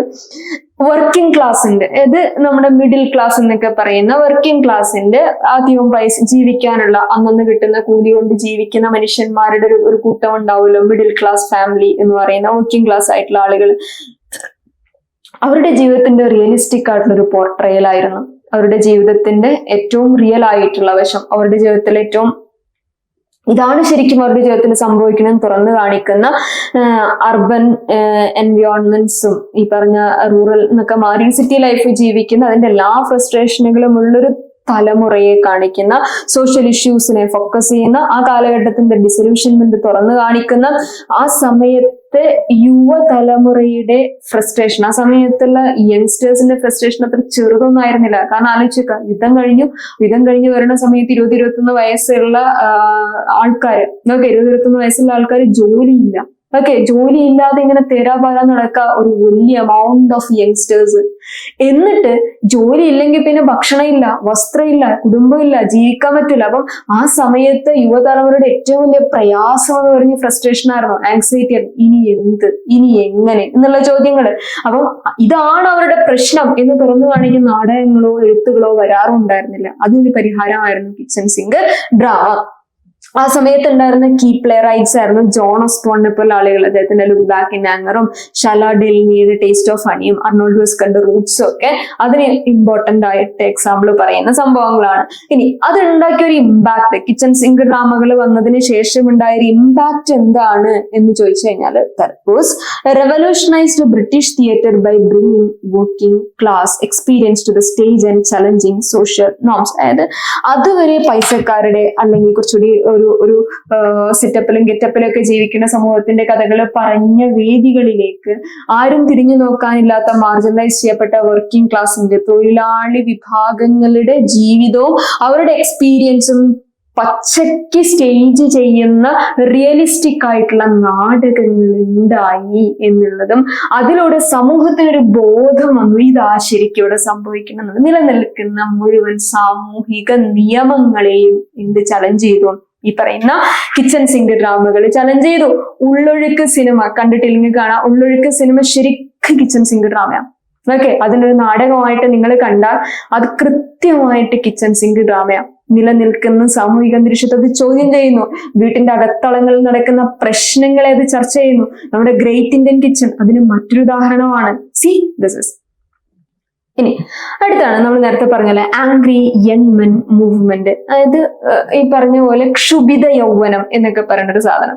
ക്ഷുഭിത യൗവനം, അതായത് യുവാക്കൾ ഫ്രസ്ട്രേറ്റഡ് ആയിരുന്നു. ഇപ്പം നമ്മളൊക്കെ ജീവിക്കുന്നത് പോലെ നമ്മളൊക്കെ സംവാട്ട് റിലാക്സ്ഡ് ആണ്. ജോലി ഉണ്ടെങ്കിൽ ജോലിയുണ്ട്, അല്ലെങ്കിൽ നമുക്ക് എന്തൊക്കെയോ ഉണ്ട്, നമ്മൾ അത്രമാത്രം ഫ്രസ്ട്രേറ്റഡ് ഒന്നല്ല. പക്ഷെ അതൊന്നും ഇല്ലാതിരുന്നൊരു സമൂഹം ഉണ്ടായിരുന്നു ഇവിടെ യുദ്ധത്തിന് ശേഷം എന്നുള്ളതാണ്. അപ്പൊ കിച്ചൺ സിങ്ക് ഡ്രാമയുമായിട്ട് അസോസിയേറ്റ് ചെയ്ത് പറയാപ്പെടാറുള്ള ഒരു ക്ലബാണ് ശരിക്കും ആംഗ്രി യങ് മെൻ മൂവ്മെന്റ് എന്ന് പറയുന്നത്. അപ്പൊ കിച്ചൺ സിങ്ക് ഡ്രാമയിലും ആംഗ്രി യങ് മെൻ മൂവ്മെന്റിലും നിങ്ങൾക്ക് ഒരേ റൈറ്റേഴ്സിനെ ആയിരിക്കും കാണാൻ, കാരണം അത് രണ്ട് കണക്റ്റഡ് ആണ്.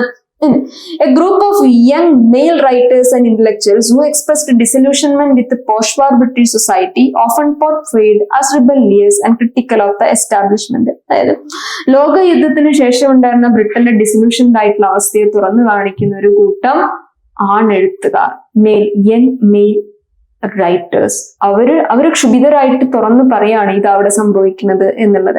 അത് പലപ്പോഴും ഒരു റിബല്യസ് ആയിട്ടുള്ള മൂവ്മെന്റ് ആയിട്ട് വിലയിരുത്തപ്പെട്ടു, പക്ഷെ അവരായിരുന്നു ശരി എന്നുള്ളതാണ്. ദെൻ ജോൺ ഓസ്ബോണും കിങ്സ്ലി ആമിസും അലൻ സില്ലിട്ടോ ഒക്കെ ഈ പറഞ്ഞ ആംഗ്രി യങ് മെൻ മൂവ്മെന്റിലെ മേജർ ആയിട്ടുള്ള പ്രോമിനന്റ് ഫിഗേഴ്സ് ആണ്. ഇനി മൂവി അടുത്താണ് theatre of the absurd. Theatre of the absurd നിങ്ങൾ വെയിറ്റിംഗ് ഫോർ ഗോദോ ഒക്കെ പഠിക്കുകയോ കാണുകയോ അറിയുകയോ ചെയ്തിട്ടുണ്ടെങ്കിൽ, ആ നാടകങ്ങൾ കണ്ടിട്ടുണ്ടെങ്കിലൊക്കെ ചിലപ്പോൾ കൃത്യമായിട്ട് അറിയാൻ മതിയോ. തിയേറ്റർ ഓഫ് ദ അബ്സാർഡ് എന്ന് പറഞ്ഞാൽ ഒരു ഒന്നുമില്ലായ്മ, ഒരു തീർച്ചയില്ലായ്മ, ഒരു അൺസർട്ടനിറ്റി, ഒരു അന്തം കൊന്തം ഇല്ലായ്മ എന്നൊക്കെ ആണെങ്കിൽ നമുക്ക് പറയാം. ഇതിനാണ് തിയേറ്റർ ഓഫ് ദ അബ്സാർഡ് എന്ന് വിളിക്കുക. 20ാം നൂറ്റാണ്ടിന്റെ ഒരു തുടക്കത്തിലല്ല, ഒരു മിഡ് 20th മധ്യ കാലഘട്ടം, 20ാം നൂറ്റാണ്ടിന്റെ ഒരു മിഡിൽ പോർഷനൊക്കെ ആയ സമയത്താണ് തിയേറ്റർ ഓഫ് ദ അബ്സാർഡ് എന്ത് ചെയ്യുന്നത്. ആദ്യം ഫ്രാൻസിലും ബ്രിട്ടനിലൊക്കെയാണ് വന്നത്, പിന്നെ ലോകം മൊത്തം അതിന്റെ ഒരു ഫീച്ചറുകൾ ഉണ്ടാവാൻ തുടങ്ങി. അതായത് ട്രഡീഷണൽ ആയിട്ടുള്ള ഡ്രമാറ്റിക് സ്ട്രക്ചറിനെ മുഴുവൻ അത് റിജക്ട് ചെയ്തു. ആൻഡ് പിന്നെ characterised by illogical and nonsensical dialogue. കാരണം അതിൽ ലോജിക് ഒന്നും തിരഞ്ഞാൽ നിങ്ങൾക്ക് കിട്ടൂല. ഒരു ലോജിക്കും തിരഞ്ഞാൽ നിങ്ങൾക്ക് അതിൽ കിട്ടൂല. പക്ഷെ അത് പറയുന്ന കാര്യങ്ങൾ വളരെ ലോജിക്കായിട്ടുള്ള കാര്യങ്ങളായിരിക്കും. അത് അവതരിപ്പിക്കുന്ന അതിന്റെ ഡയലോഗിലൊന്നും നിങ്ങൾക്കൊരു ലോജിക്കും ഫീൽ ചെയ്യാം, പക്ഷെ അത് പറയുന്ന പ്രസന്റ് ചെയ്യുന്ന ആശയം വിൽ ബി ലോജിക്കൽ ആയിരിക്കും. ഓക്കെ, ഇല്ലോജിക്കൽ ഡയലോഗ് ആയിരിക്കും, അതിന് വലിയ ഓർഡർ ഒന്നും ഉണ്ടാവില്ല, അതിന് പ്രത്യേകിച്ച് ഒരു പ്രത്യേകിച്ച് കണക്കൊന്നും ഉണ്ടാവില്ല, എന്തൊക്കെയോ കാട്ടിക്കൂട്ടും സ്റ്റേജിൽ. പക്ഷെ അതിനെ നമ്മൾ അനലൈസ് ചെയ്യുമ്പോൾ അതിലൊക്കെ ഒരുപാട് ആശയങ്ങൾ ഉണ്ടാവും. നമ്മൾ ബിനാലെയൊക്കെ കാണാൻ പോയി കഴിഞ്ഞാല് ബിനാലയിലുള്ള ചില ഇല്ലസ്ട്രേഷൻസ് ഒക്കെ കാണുമ്പോൾ എന്തപ്പതിന്റെ അർത്ഥം തോന്നില്ല, പക്ഷെ അതിനെ അർത്ഥം ഉണ്ടാക്കുന്നവർക്ക് അതിന് അർത്ഥം ഉണ്ടാവും എന്ന് പറയുന്ന ഒരു കേസിലേക്ക്. അതേപോലെ നമ്മൾ ഈ പറയുന്ന ചില മോഡേണിസ്റ്റിക് ആർട്ടുകളുടെ ഒക്കെ പ്രത്യേകത അങ്ങനെയാണ്. ചില അവാർഡ് ഇപ്പൊ അതിനൊക്കെ മാറിയിട്ടോ, പണ്ടത്തെ അവാർഡ് സിനിമകളൊക്കെ എടുത്താൽ ചിലപ്പോൾ സാധാരണ മനുഷ്യന് മനസ്സിലാവില്ല, അതിനകത്ത് കുറെ അബ്സർഡിസം ഉണ്ടാവും, അൺസർട്ടനിറ്റി ഉണ്ടാവും, ഡിസൊല്യൂഷൻമെന്റ് ഉണ്ടാവും, ഒരു അന്തംകുന്തമില്ലായ്മ ഉണ്ടാവും, ഇല്ലോജിക്കൽ ആയിട്ടുള്ള കാര്യങ്ങൾ ഉണ്ടാവും. പക്ഷെ എന്താ ആശയങ്ങൾ പറഞ്ഞു വരുമ്പോൾ അതിൽ ഒരുപാട് ലോജിക്കൽ ആയിട്ടുള്ള സാധനങ്ങൾ ഉണ്ടാവും എന്നുള്ളതാണ്. ആ കാലഘട്ടത്തിലാണ് സാമുവൽ ബെക്കറ്റിനെയും യുജീൻ ഐനസ്കോയും ഹറോൾഡ് പിന്ററിനെയും പോലെയുള്ള എഴുത്തുകാര് ഈ പറഞ്ഞ അബ്സർഡിസ്റ്റ് റൈറ്റേഴ്സ് ആയിട്ട് വരുന്നതും. അവരുടെ Waiting for Godot, Rhinoceros, Birthday Party പോലെയുള്ള അബ്സർഡിസ്റ്റ് നാടകങ്ങൾ വരുന്നത്. അത് ചെയ്തിട്ടുള്ള ഏറ്റവും വലിയൊരു റിസൾട്ട് അതിന്റെ ഭാഗമായിട്ട് വന്നതിന് ശേഷം നിലനിൽക്കുന്ന ട്രഡീഷണൽ നോഷൻസിനെയൊക്കെ എന്ത് ചെയ്തു, അത് ചലഞ്ച് ചെയ്തു. ആൻഡ് നാടക മേഖലയെ അത് ചലഞ്ച് ചെയ്തു. അതായത് മനുഷ്യന്റെ എക്സിസ്റ്റൻസ് ഒരു അബ്സർഡിറ്റി ആണ്, മനുഷ്യൻ നിലനിൽക്കുന്നു, ജീവിച്ചിരിക്കുന്നു എന്ന് പറയുന്നത് ഒരു അബ്സർഡിറ്റി ആണെന്ന് പറയുന്ന അവസ്ഥ. ലോകത്തിന് ശേഷം ലോകത്തിന്റെ നമുക്ക് ഇങ്ങനെ ചില സമയത്ത് ഇങ്ങനെ തോന്നില്ല, എന്തപ്പത് ചെയ്തിട്ടൊക്കെ എന്താ എന്നൊക്കെ തോന്നല്ലോ ചില സമയത്ത്, ജീവിച്ചിരുന്നിട്ട് ഇപ്പൊ എന്താന്നൊക്കെ തോന്നല്ലോ. ഈ സാധനം അതിന്റെ പീക്കിലായിരുന്നു ലോകയുദ്ധത്തിന് ശേഷം. ഓക്കെ, എന്തപ്പത് കഥ എന്നുള്ളൊരവസ്ഥ. ഈ ലോകത്ത് ഇങ്ങനെ ജീവിച്ചിരുന്നിട്ട് എന്താ കാര്യം, എന്തപ്പ എനിക്കുള്ളത്, ഞാൻ എന്താ നേടിയത് എന്നുള്ളൊരു അബ്സർഡിറ്റി, നിലനിൽപ്പ് ഭീഷണിയിലായ ഒരു തലമുറ. ആ കാലഘട്ടത്തിലാണ് തിയേറ്റർ ഓഫ് അബ്സർഡ് വരുന്നത്. അതുകൊണ്ട് തന്നെ തിയേറ്റർ ഓഫ് അബ്സർഡ് പറയുന്ന കാര്യങ്ങളും എന്തായിരിക്കും, ഹ്യൂമൻ എക്സിസ്റ്റൻസിൽ ഒരു അൺസർട്ടനിറ്റി ഉണ്ട്, തീർച്ചയില്ലായ്മ ഉണ്ട്, അതിലൊരു അന്തം ഇല്ലായ്മ ഉണ്ട്, അതിലൊരു ഇല്ലോജിക്കൽ ആയിട്ടുള്ള എന്തൊക്കെ ഉണ്ട് എന്നൊക്കെ പറയപ്പെടുന്ന സംഭവങ്ങൾ തിയേറ്റർ ഓഫ് അബ്സർഡിന്റെ പ്രത്യേകതയായിരുന്നു. അത്രയാണ് യൂണിറ്റ് 3 പറയുന്നത്. അടുത്ത യൂണിറ്റ് 4 ആണ്. യൂണിറ്റ് 4 ആണ് ആ ഒരു ബ്ലോക്കിലെ അവസാനത്തെ യൂണിറ്റ് ആയിട്ട് നമ്മൾ പറയുന്നത്. Unit 4, the last unit of block 1, prose and fiction എന്ന് വിളിക്കും. നമ്മൾ നേരത്തെ പറഞ്ഞ പോയട്രിയെ പോലെയോ അല്ലെങ്കിൽ ഡ്രാമയെ പോലെയോ ചിലപ്പം കഥകളോ സാധനങ്ങളോ ഒന്നും ആയിരിക്കില്ല, പ്രോസ് എസ്സേസ് ആയിരിക്കും പ്രോസ്. പക്ഷെ ഫിക്ഷൻ നോവലുകളും രണ്ടും പറയപ്പെടുന്ന ഒരു യൂണിറ്റ് ആണ്. പ്രോസ് ആൻഡ് ഫിക്ഷനിലേക്ക് 1946 ശേഷം പ്രസന്റ് കാലഘട്ടം വരെയുള്ള അല്ലെങ്കിൽ പോസ്റ്റ് വേൾഡ് വാർ സെക്കൻഡ് എന്ന് പറയുന്ന ഒരു പീരീഡില് പ്രോസിന്റെയും ഫിക്ഷന്റെയും ഒക്കെ ഒരു പ്രത്യേകത എന്ന് പറഞ്ഞു കഴിഞ്ഞാൽ അത് ഒരുപാട് പരീക്ഷണാത്മകമായിട്ടുള്ള ടെക്നിക്കുകളെ ലിറ്ററേച്ചറിലേക്ക് കൊണ്ടുവന്നു. അതുവരെ ആരും പരീക്ഷിക്കാത്ത പല ടെക്നിക്കുകളും കൊണ്ടുവന്നു. അതേപോലെ സോഷ്യൽ കോൺഷ്യസ്നെസ്, അതായത് സമൂഹത്തിന്റെ ഒരു ബോധമണ്ഡലം ഉണ്ട്. ഓക്കെ, സമൂഹത്തിന്റെ ബോധമണ്ഡലം എന്ന് പറയുമ്പോൾ സമൂഹം മനസ്സിലാക്കി വെച്ചിട്ടുള്ള കുറെ കാര്യങ്ങളുണ്ട്, സമൂഹത്തെ പറ്റി നമ്മൾ മനസ്സിലാക്കിക്കുന്ന കുറെ കാര്യങ്ങളുണ്ട്, സമൂഹത്തിന്റെ കുറെ കഥയില്ലായ്മകളെ പറ്റി നമുക്കറിയില്ല. ഒരു എന്താ പറയാ, എന്തൊക്കെയോ കുറെ നിയമങ്ങൾ സമൂഹമായിട്ട് ഉണ്ടാക്കും. അത് വ്യക്തി താല്പര്യങ്ങളെയും വ്യക്തി സ്വാതന്ത്ര്യങ്ങളെയും വ്യക്തി സ്വകാര്യതകളെ കഴിച്ചുമർത്തുന്ന പോലുള്ള സാധനങ്ങളായിരിക്കും. അപ്പൊ അത്തരം സംഭവങ്ങളെയൊക്കെ പറ്റി പറയുന്ന നിലനിൽക്കുന്ന മുഴുവൻ നറേറ്റീവ് സ്ട്രക്ചറുകളെയും, അതായത് അക്കാലം വരെ തുടർന്നു പോന്നിരുന്ന എഴുത്ത് രീതികളെ മുഴുവനും ഒപ്പോസ് ചെയ്യുന്ന, അതിനെ ചലഞ്ച് ചെയ്യുന്ന തരം എഴുത്തുകളാണ് ഈ പറഞ്ഞ 46 ടു പ്രസന്റ് വരെയുള്ള കാലഘട്ടത്തിൽ പ്രോസിലും ഫിക്ഷനിലും വന്നിട്ടുണ്ടായിരുന്നത്. ഇനിയോ ഇന്നോവേറ്റീവ് ആയിട്ടുള്ള കുറെ സ്റ്റൈൽസ് വന്നു. അതായത് പുതുമയുള്ള കുറെ ടെക്നിക്കുകൾ, കുറെ പരീക്ഷണങ്ങള് എവിടെ പരീക്ഷിക്കപ്പെട്ടു, പ്രോസിലും ഫിക്ഷനിലും പരീക്ഷിക്കപ്പെട്ടു. അതിലൊന്നാണ് മാജിക്കൽ റിയലിസം. മാജിക്കൽ റിയലിസം അതിൽ മാജിക്കും ഉണ്ട്, റിയാലിറ്റി ഉണ്ട് എന്നുള്ള അർത്ഥമാണ്. അതായത് ഫാന്റസി ആണോ റിയൽ ആയിട്ടുള്ള കാര്യങ്ങളാണോ പറയുന്നത് നമുക്ക് ചിലപ്പോൾ മനസ്സിലാവില്ല. ഓക്കെ, ചില സിനിമകൾ കാണുമ്പോൾ ചില പുസ്തകങ്ങൾ വായിക്കുമ്പോൾ അത് മാജിക് ആണോ ഫാന്റസി ആണോ അതെല്ലാം ശരിക്കും റിയൽ ആണോ നമുക്ക് ഐഡന്റിഫൈ ചെയ്യാൻ, ഡിഫറൻഷിയേറ്റ് ചെയ്യാൻ ഭയങ്കര പ്രയാസമായിരിക്കും. അത് എഴുത്തുകാരന്റെ കഴിവാണ്. ഇതിനെയാണ് മാജിക്കൽ റിയലിസം എന്ന് പറയുന്നത്. മാജിക്കൽ റിയലിസം എന്ന് പറയുന്ന ടെക്നിക്ക് ഈ പറഞ്ഞ പോസ്റ്റ് വേൾഡ് വാർ എറയിലാണ് എന്ത് ചെയ്യുന്നത്, കടന്നു വരുന്നത്. ഫാന്റസി എലമെന്റുകൾ കെട്ടിക്കൊണ്ട് റിയലിസ്റ്റിക് ആയിട്ടുള്ള കാര്യം, റിയാലിറ്റിയും ഫാന്റസിയും കൂടി ബ്ലെൻഡ് ചെയ്തിട്ട് കഥ പറയാ എന്ന് പറയുന്ന കാര്യങ്ങൾ പറയാ എന്ന് പറയുന്ന ഒരു നാച്ചറ്. അവിടെയാണ് നമ്മള് ഇസബൽ അലനും ഗബ്രിയൽ ഗാർഷ്യ മാർക്കേസും ഇന്ത്യയിൽ നിന്നൊക്കെ പറയുന്ന സമയത്ത് സൽമാൻ റുഷ്ദിയൊക്കെ ആ ഒരു മാജിക്കൽ റിയലിസത്തിലേക്ക് പറയപ്പെടുന്ന എഴുത്തുകാരാണ്. പിന്നെയാണ് സ്ട്രീം ഓഫ് കോൺഷ്യസ്നെസ് എന്ന് പറഞ്ഞൊരു സംഭവം. അത് ഈ പറഞ്ഞ പോലെ 1920-കൾക്കൊക്കെ ശേഷം വന്നിട്ടുണ്ടായിരുന്നു. എസ്പെഷ്യലി 1922 പോപ്പുലറായി ജെയിംസ് ജോയ്സ് അതിനെ പോപ്പുലർ ആക്കിയിട്ടുണ്ടായിരുന്ന ടെക്നിക്കാണ് സ്ട്രീം ഓഫ് കോൺഷ്യസ്നെസ് എന്ന് പറയുന്നത്. സ്ട്രീം ഓഫ് കോൺഷ്യസ്നെസ് എന്ന് പറഞ്ഞാൽ നമ്മുടെ ചിന്തകളുടെ ഒരു ബഹിസ്ഫുരണമാണെന്നൊക്കെ വേണമെങ്കിൽ പറയാം. നമ്മളിങ്ങനെ നമ്മുടെ പാസ്റ്റിൽ ഇങ്ങനെ ചിന്തിച്ച് പോവാ. ഒരു കഥാപാത്രം സ്റ്റേജിൽ അവതരിപ്പിക്കപ്പെടുന്നതോ നോവലിൽ അവതരിപ്പിക്കപ്പെടുന്നതോ കഥയിൽ അവതരിപ്പിക്കപ്പെടുന്നതോ ആയിട്ടുള്ള കഥാപാത്രം അയാളുടെ പാസ്റ്റ് ആയിട്ടുള്ള കാര്യങ്ങൾ അല്ലെങ്കിൽ അയാളുടെ മനസ്സിലുള്ള ചിന്തകളെ ഇങ്ങനെ ബാക്ക്വേർഡ് ചിന്തിച്ചൊരു സ്ട്രീം പോലെ ചിന്തിച്ചു പോവുക എന്ന് പറയുന്ന ഒരു ടെക്നിക്കാണ് mimicking the flow of thoughts. അതായത് ചിന്തകളുടെ ഒരു ഒഴുക്കാണ്. മനുഷ്യൻ എന്തൊക്കെ ചിന്തിച്ചു കൂട്ടുമെന്നറിയോ? മനുഷ്യൻ ഇവിടെ ഇരുന്നുകൊണ്ട് പാരീസിൽ പോണത് വരെ ചിന്തിച്ചു കൂട്ടും. അത് മനുഷ്യന്റെ ഭാവനയാണ് എന്നുള്ളതാണ്. സോ ഭാവന മാത്രമല്ല, സങ്കടങ്ങളും സന്തോഷങ്ങളും ഒക്കെ നമ്മൾ അങ്ങനെ ചിന്തിച്ചു കൂട്ടുന്ന ഓവർ തിങ്കേഴ്സിനൊക്കെ ആലോചിച്ച് വെക്കാം. അവരിലൊക്കെ ഉള്ളത് സ്ട്രീം ഓഫ് കോൺഷ്യസ്നെസ് എന്ന് പറഞ്ഞ സാധനമാണ്. അവർക്ക് ശരിക്കും എന്തെങ്കിലുമൊക്കെ എഴുതണം എന്ന് ഞാൻ പറയും. And exploring the inner world of characters, അതൊരു ലിറ്റററി ആസ്പെക്റ്റിലേക്ക് വരുന്ന സമയത്ത് കഥാപാത്രത്തിന്റെ ഉള്ളിലുള്ളൊരു ലോകം ഉണ്ടല്ലോ. കഥാപാത്രം നമ്മൾ എന്തൊക്കെ പറയുന്നു, എന്തൊക്കെ ചെയ്യണോ, പുറത്ത് കാണിക്കുന്ന നമ്മളല്ല ഒരു പരിധി വരെ ഉള്ളിലുള്ള നമ്മള്. പുറത്ത് നമ്മൾ ചിലപ്പോൾ നന്നായിട്ട് ചിരിക്കുന്നുണ്ടാവും, അത് ചിലപ്പോൾ നമ്മൾ നന്നായിട്ട് കരയായിരിക്കും. പുറത്ത് നമ്മൾ നന്നായിട്ട് കരയുണ്ടാവും, പക്ഷെ അത് നമ്മൾ നന്നായിട്ട് കളിയാക്കി ചിരിക്കുന്നുണ്ടാവും. അങ്ങനെയൊക്കെ സ്വഭാവമുള്ള മനുഷ്യന്മാരാണ് നമ്മൾ, ഉള്ളിലും പുറത്തും. അതെല്ലാ മനുഷ്യനും അങ്ങനെ തന്നെയാണ്, ഉള്ളിലും പുറമേയും സാഹചര്യത്തിനനുസരിച്ചും ഒക്കെ ഇമോഷൻ മാറുന്ന മനുഷ്യന്മാര്. അപ്പോ കഥാപാത്രങ്ങളിലേക്ക് വരുന്ന സമയത്ത് കഥാപാത്രങ്ങൾക്കും ഉണ്ടാവും അത്തരം ഒരു ഇന്നർ ആയിട്ടുള്ള ഒരു രലം എന്ന് പറയുന്ന സംഭവം. അപ്പൊ കഥാപാത്രങ്ങളുടെ ഇന്നർ വേൾഡിനെ എക്സ്പ്രസ് ചെയ്യുന്ന, അയാളുടെ ചിന്തകൾ എക്സ്പ്രസ് ചെയ്യുന്നത് കഥയിൽ എങ്ങനെയാണ് അവതരിപ്പിക്കപ്പെടുന്നത്, ആ ഫ്ലോ ഓഫ് തോട്ട് കാണിക്കപ്പെടുന്ന ടെക്നിക്ക്, സ്ട്രീം ഓഫ് കോൺഷ്യസ്നസ് എന്ന് പറയുന്ന ടെക്നിക്ക് കൊണ്ടുവരപ്പെടുന്നത് ഈ പറയുന്ന 1920-കൾക്കൊക്കെ ശേഷമായിരുന്നു. 1920-ക്ക് ശേഷമല്ല, അത് പോപ്പുലർ കുറച്ചുകൂടിയൊക്കെ ഒരു പ്രോസിലേക്കും ഫിക്ഷനിലേക്കും കൊണ്ടുവരുന്നത് 1945-ന് ശേഷമായിരുന്നു.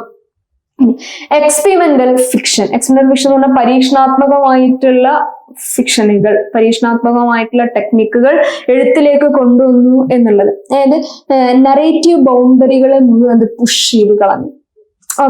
അത് ഇങ്ങനെയാണ് അത് എഴുതപ്പെടേണ്ടത് എന്ന് പറയുന്ന ട്രഡീഷണൽ ആയിട്ടുള്ള മുഴുവൻ നിയമങ്ങളോടും അതെന്ത് പറഞ്ഞു, ഞാൻ ഈ ബൗണ്ടറിക്കകത്ത് നിൽക്കൂല, I am out of the box എന്ന് പറഞ്ഞു. എന്നിട്ട് പുതിയ നറേറ്റീവ് സ്ട്രക്ചറുകളും പുതുമയുള്ള രീതികളും പരീക്ഷണങ്ങളൊക്കെ എഴുത്തുകാർ പരീക്ഷിക്കുന്നത്. അങ്ങനെയാണ് സാമുവൽ ബെക്കറ്റിന്റെ സ്റ്റഡീസ് ഒക്കെ ആലോചിക്കുക. സാമുവൽ ബെക്കറ്റും തോമസ് പിഞ്ചനെ പോലെയുള്ള റൈറ്റേഴ്സ് ഒക്കെ ഈ പറഞ്ഞ കാലഘട്ടത്തിൽ ഉണ്ടായി വരുന്നത്. അടുത്താണ് മെറ്റാഫിക്ഷൻ വന്നുള്ളത്. മെറ്റാഫിക്ഷൻ എന്ന് പറഞ്ഞാൽ കുറച്ചൊരു സെൽഫ് റെഫറൻഷ്യൽ ആയിട്ടുള്ള ഫിക്ഷൻ എന്ന് വേണമെങ്കിൽ പറയാം. That draws attention to its own construction. അതായത് നിലനിൽക്കുന്ന കൺവെൻഷണൽ ആയിട്ടുള്ള രീതികളെ മൊത്തം അത് ഉടച്ചു വാർക്കാം. എന്നിട്ടോ അത് അതിന്റെ ഓൺ കൺസ്ട്രക്ഷനിലേക്ക് നമ്മുടെ അറ്റൻഷൻ ക്ഷണിക്കും. അതായത് ഇപ്പൊ ഒരു പുസ്തകം എഴുതിയിട്ട് അതിന്റെ കൺസ്ട്രക്ഷനിലേക്ക് അത് വല്ലാതെ നമ്മളെ ആകർഷിക്കുന്നുവെങ്കിൽ that's a kind of metafiction എന്ന് പറയുന്ന സംഭവമാണ്. ഓതറും റീഡറും തമ്മിലുള്ള റിലേഷൻഷിപ്പ് ഭയങ്കരമായിട്ട് എക്സ്പ്ലോർ ചെയ്യപ്പെടും. അവിടെ വായനക്കാരന് എഴുത്തുകാരനോട് വല്ലാത്തൊരു അറ്റാച്ച്മെന്റ് ഫീൽ ചെയ്യും. അറ്റാച്ച്മെന്റ് ഇൻ ദ സെൻസ് അയാള് നമ്മുടെ കൂട്ടത്തിൽ ഒരാളാണെന്ന്, നമ്മളെ കുറിച്ചാണ് അയാൾ എഴുതിയെന്നൊക്കെ നമുക്ക് വേണമെങ്കിൽ ചിലപ്പോൾ ഫീൽ ചെയ്യും. Questions the nature of reality and fiction. റിയാലിറ്റിയും ഫിക്ഷനും അതിനെ രണ്ടിനെയും അതിന്റെ പ്രത്യേകതകളെ മുഴുവനും ആര് ക്വസ്റ്റ്യൻ ചെയ്യും? മെറ്റാഫിക്ഷൻ ക്വസ്റ്റ്യൻ ചെയ്യും. അടുത്താണ് റിയലിസം. റിയലിസം നമ്മൾ നേരത്തെ പറഞ്ഞതുപോലെ തന്നെ റിയാലിറ്റിയുമായിട്ട് കണക്റ്റഡ് ആയിട്ടുള്ള സാധനങ്ങളായിരിക്കും. അതായത് കണ്ടംപററി റിയലിസം എന്നൊക്കെ ആണെങ്കിൽ നമുക്ക് പറയാം. ഇത് often focus on socialism. Realism ആണ്, റിയാലിറ്റി ആണ്, കണ്ടംപററി റിയലിസം ആണ്. അപ്പൊ നിലനിൽക്കുന്ന പ്രശ്നങ്ങളെ ആയിരിക്കും, നിലനിൽക്കുന്ന സാമൂഹിക പ്രശ്നങ്ങളെ ആയിരിക്കും അത് എന്ത് ചെയ്യുന്നുണ്ടാവുക, അത് ഫോക്കസ് ചെയ്യുന്നുണ്ടാവുക. കണ്ടംപററി കൺസേൺസുമായിട്ടായിരിക്കും അത് സംവദിക്കുന്നുണ്ടാവുക. അതേപോലെ മാജിക്കൽ റിയലിസം എന്ന് പറയുന്ന ജോണറുമായിട്ട് ബ്ലെൻഡ് ചെയ്യുവാനുള്ള കാപ്പബിലിറ്റി റിയലിസത്തിന് ഉണ്ടാവും. അതായത് ഫാന്റസി കടത്തി വിട്ടിട്ട് റിയാലിറ്റി പറയാൻ പറ്റുക എന്ന് പറയുന്ന കേസിൽ മാർക്കേസും സൽമാൻ റുഷ്ദിയൊക്കെ അങ്ങനെ ചെയ്തിരുന്ന എഴുത്തുകാരായിരുന്നു. അടുത്താണ് പോസ്റ്റ് കൊളോണിയലിസ്റ്റിക് ആയിട്ടുള്ള ഒരു മൂവ്മെന്റ് എന്ന് വേണമെങ്കിൽ പറയാം. പോസ്റ്റ് കൊളോണിയലിസ്റ്റിക് ആയിട്ടുള്ള മൂവ്മെന്റ് എന്ന് പറയുമ്പോൾ literature produced or influenced by cultures that have experienced colonialism. അതായത് കോളനികളായതിനു ശേഷം, രണ്ടാം ലോക മഹായുദ്ധത്തിന് ശേഷം കോളനികളൊക്കെ സ്വതന്ത്രമാക്കപ്പെടുമ്പം ആഫ്റ്റർ ദാറ്റ് ആ പീരീഡ് പോസ്റ്റ് കൊളോണിയൽ എന്നാണ് അറിയപ്പെടുക. കൊളോണിയൽസിന് ശേഷം. പോസ്റ്റ് കൊളോണിയൽ എന്ന് പറയുന്ന ഫീച്ചർ എപ്പോഴും വേൾഡ് വാറിന് ശേഷം സംഭവിച്ച കാര്യമാണ്. അപ്പൊ ഈ പറഞ്ഞ പോസ്റ്റ് കൊളോണിയലിസ്റ്റിക് ആയിട്ടുള്ള തീമുകളൊക്കെ ഫിക്ഷനിലും പ്രോസിലും ഒക്കെ വരാൻ തുടങ്ങി. കൊളോണിയലിസം ഉണ്ടാക്കിയിട്ടുള്ള, സമൂഹത്തിലും വ്യക്തികളിലും കൊളോണിയലിസം ഉണ്ടാക്കിയിട്ടുള്ള പ്രശ്നങ്ങള്, മാറ്റങ്ങള്, ഇമ്പാക്ട് എന്താണെന്നുള്ള സംഭവങ്ങളും യൂറോപ്പ് സെൻട്രിക് ആയിട്ടുള്ള കാഴ്ചപ്പാടുകളെ മുഴുവൻ ചലഞ്ച് ചെയ്തുകൊണ്ടും മാർജിനലൈസ്ഡ് ആയിട്ടുള്ള, മാറ്റി നിർത്തപ്പെട്ട സമൂഹത്തിനൊരു ശബ്ദം കൊടുത്തുകൊണ്ടും ഒക്കെയാണ് ആര് സംസാരിച്ചത്? ഈ പറയുന്ന പോസ്റ്റ് കൊളോണിയലിസ്റ്റിക് ആയിട്ടുള്ള വർക്കുകളൊക്കെ സംസാരിച്ചത്. ആ സമയത്ത് ഫിക്ഷനുകളുടെ, നോവലുകളുടെയും പ്രത്യേകത അതായിരുന്നു. ഫെമിനിസം കുറച്ചും കൂടി ജ്വലിച്ചു വരുന്നതൊക്കെ ഈ സമയത്താണ്. 18-ാം നൂറ്റാണ്ടിന്റെ അവസാനത്തിലേക്ക് ഫെമിനിസം പതുക്കെ തലപൊക്കി തുടങ്ങിയിട്ടുണ്ട്. പക്ഷെ അതൊരു ഒരു പവർഫുൾ ആയിട്ടുള്ള ഡിസ്കോഴ്സ് ഒക്കെ ആയിട്ട് മാറുന്നത് രണ്ടാം ലോക യുദ്ധത്തിന് ശേഷമാണ്. ആൻഡ് ലിറ്ററേച്ചർ എന്ത് ചെയ്യാൻ തുടങ്ങി? സ്ത്രീകളും അവരുടെ അനുഭവങ്ങളും അവരുടെ പ്രശ്നങ്ങളും ജെൻഡർ റോളുകളും ഒക്കെ എക്സ്പ്ലോർ ചെയ്യുന്ന തരത്തിലേക്ക്, നിലനിൽക്കുന്ന നോംസിനെ ചലഞ്ച് ചെയ്യുന്ന രീതിയിലേക്കുള്ള വരാൻ തുടങ്ങി, വർക്കുകൾ വരാൻ തുടങ്ങി. ഫീമെയിൽ ക്യാരക്ടേഴ്സിനെ പുതിയ പേഴ്സ്പെക്റ്റീവിൽ കാണാൻ തുടങ്ങി. പുതിയ പേഴ്സ്പെക്റ്റീവ്, അടിച്ചമർത്തപ്പെട്ടത് എന്ന് പറയുന്ന വ്യൂ പോയിന്റിൽ നിന്നും ശക്തമായ സ്ത്രീ കഥാപാത്രങ്ങളെ ഉണ്ടാക്കാൻ തുടങ്ങി എന്നുള്ളതാണ്. പാട്രിയാർക്കൽ സ്ട്രക്ചറിനെ ക്രിട്ടിസൈസ് ചെയ്യുന്ന കഥകൾ ഉണ്ടാവാൻ തുടങ്ങി, വർക്കുകൾ ഉണ്ടാവാൻ തുടങ്ങി എന്നുള്ളതാണ്. അത് നമ്മളെ ലാപ്പട്ട ലേഡീസ് നിങ്ങൾ കണ്ടിട്ടുണ്ടോ? സിനിമ ലാപ്പട്ട ലേഡീസ് കണ്ടിട്ടില്ലെങ്കിൽ കാണാട്ടോ. ലാപ്പട്ട ലേഡീസ് ഈ പറഞ്ഞ പാട്രിയാർക്കൽ സ്ട്രക്ചറിനെ, പുരുഷ കേന്ദ്രീകൃത സമൂഹത്തെ പുരുഷന്മാര് തന്നെ ചോദ്യം ചെയ്യുന്ന രീതിയിലുള്ള ഒരു സിനിമയാണ്. പറ്റെങ്കിലും കാണാം. അതുപോലെ ജെൻഡർ ഈക്വാലിറ്റിയെ പ്രൊമോട്ട് ചെയ്യുന്ന തരത്തിലുള്ള വർക്കുകളൊക്കെ ആ ഒരു കാലഘട്ടത്തിൽ വന്നു. ഏത് കാലഘട്ടത്തില്? മറന്നുപോയത് പേപ്പറിന്റെ പേര്. 46 to പ്രസന്റ് വരെയുള്ള കാലഘട്ടത്തിലെ ഫിക്ഷനിലും പ്രോസിലും ഉണ്ടായിരുന്ന പ്രത്യേകതകളാണ് പറയുന്നത്. പിന്നെ പോസ്റ്റ് മോഡേണിസം ആണ്. പോസ്റ്റ് മോഡേണിസത്തിലേക്ക് വരുന്ന സമയത്ത് പോസ്റ്റ് മോഡേണിസം ഒരു വലിയൊരു അംബ്രല്ല ടേമാണ്. പോസ്റ്റ് കൊളോണിയലിസം അതിൽ വരും, എക്കോ ക്രിറ്റിസിസം അതിൽ വരും, ഒക്കെ വരുന്ന എല്ലാ കൾച്ചറൽ സ്റ്റഡീസ് വരും, എല്ലാം വരുന്ന ഒരു അംബ്രല്ല ടേം, ഒരു ബ്രോഡ് മൂവ്മെന്റ് ആയിട്ടാണ് ലിറ്റററി പോസ്റ്റ് മോഡേണിസത്തെ പറയാറുള്ളത്. അതായത് മോഡേണിസം പറഞ്ഞു വെച്ച മുഴുവൻ ഐഡിയോളജികളെയും അത് റിജക്ട് ചെയ്തു. ഞാൻ അതിലൊന്നും വിശ്വസിക്കുന്നില്ല. കാരണം മോഡേണിസം സയൻസിൽ വിശ്വസിക്കുന്നു, പോസ്റ്റ് മോഡേണിസം എനിക്ക് സയൻസിൽ വിശ്വാസമില്ല. സയൻസ് മനുഷ്യന്റെ നന്മയ്ക്കാണെങ്കിൽ പിന്നെ എന്തിനാ 1-ാം ലോക യുദ്ധത്തിന് ശേഷം മറ്റൊരു 2-ാം ലോക യുദ്ധം ഉണ്ടായി എന്ന് പോസ്റ്റ് മോഡേണിസം ചോദിക്കും. അതേപോലെ ഫ്രാഗ്മെന്റേഷൻ, വിഘടിച്ചു പോയൊരു സമൂഹത്തിന് അതിനെ എംഫസൈസ് ചെയ്യും. സമൂഹം എല്ലാം കൊണ്ടും ബന്ധങ്ങളിലൊക്കെ വിഘടിതമായ ഒരു സമൂഹത്തെ ഐറണി, പാസ്റ്റിഷ് ഇതിനൊക്കെ എംഫസൈസ് ചെയ്യുന്ന പോസ്റ്റ് മോഡേണിസ്റ്റിക് വർക്കുകൾ വന്നു. സബ്ജക്ടിവിറ്റി, ഇൻഡിവിജ്വലിസത്തെ, അതേപോലെ റിയാലിറ്റി ഒക്കെ എക്സ്പ്ലോർ ചെയ്യുന്ന വർക്കുകളായിരുന്നു പോസ്റ്റ് മോഡേണിസത്തിൽ ഉണ്ടായിരുന്നത് എന്ന് പറയുന്നു. ഇനി ആ സമയത്ത്, ആ കാലഘട്ടത്തിൽ ഉണ്ടായിരുന്ന ഏറ്റവും ഇമ്പോർട്ടന്റ് ആയിട്ടുള്ള റൈറ്റേഴ്സും പുസ്തകങ്ങളും എടുക്കുന്ന സമയത്ത് ലാറ്റിൻ അമേരിക്കയിൽ ഉണ്ടായിരുന്ന പോസ്റ്റ് മോഡേണിസ്റ്റിക് റൈറ്റേഴ്സിന്റെ ഒരു ബൂം എന്ന് പറയുന്നത് മാർക്കേസിലങ്ങ് തുടങ്ങും. മാർക്കേസിലും ലൂയിസ് ബോർജസിലൊക്കെ പോകും. പോസ്റ്റ് മോഡേൺ ഫിക്ഷനിലേക്ക് വരുന്ന സമയത്ത് തോമസ് പിഞ്ചനെ നമ്മൾ വളരെ ഇമ്പോർട്ടന്റ് ആയിട്ട് പറയും. ഡോൺ ഡെലീലിയനെ നമ്മൾ പറയും. പോസ്റ്റ് കോളോണിയലിലേക്ക് വരുമ്പോൾ ചിബിയും സൽമാൻ റുഷ്ദി, നേരത്തെ പറഞ്ഞ സൽമാൻ റുഷ്ദിയും. ഫെമിനിസ്റ്റ് ലിറ്ററേച്ചറിൽ ടോണി മോറിസണും മാർഗരറ്റ് ആറ്റ്വുഡ് ഒക്കെ. ഇവരല്ലാതെ കുറെ റൈറ്റേഴ്സ് ഉണ്ട്, പക്ഷെ വളരെ ഇമ്പോർട്ടന്റ് ആയിട്ട് കുറച്ച് ആളുകളെ പിക്ക് ചെയ്യുമ്പോൾ ഇവരൊക്കെയാണ് അതിനകത്ത് ഉണ്ടാവുക എന്നർത്ഥം. അത്രയാണ് ബ്ലോക്ക് 1 പഠിക്കാനുള്ളത്. അടുത്ത് നമ്മൾ ബ്ലോക്ക് 2 ആണ് ഡിസ്കസ് ചെയ്യുക. അതിനു മുമ്പ് ബ്ലോക്ക് 1 ചെയ്ത് കംപ്ലീറ്റ് ആയിട്ടുണ്ട് എന്ന് ഉറപ്പുവരുത്തുക. വളരെ ഇമ്പോർട്ടന്റ് ആയിട്ടുള്ള കാര്യങ്ങളാണ് പറഞ്ഞു പോയിട്ടുള്ളത്. ഇതിനെ വെച്ചിട്ടാണ് നിങ്ങൾ ടെക്സ്റ്റ് വായിക്കേണ്ടത്. ഇതിന്റെ വെളിച്ചത്തിലാണ് നിങ്ങൾ ടെക്സ്റ്റിലെ കാര്യങ്ങൾ മനസ്സിലാക്കേണ്ടത്. എന്തെങ്കിലും ഡൗട്ട് ഉണ്ടെങ്കിൽ നിങ്ങൾക്ക് ചോദിക്കാം. So see you with next block. Thank you.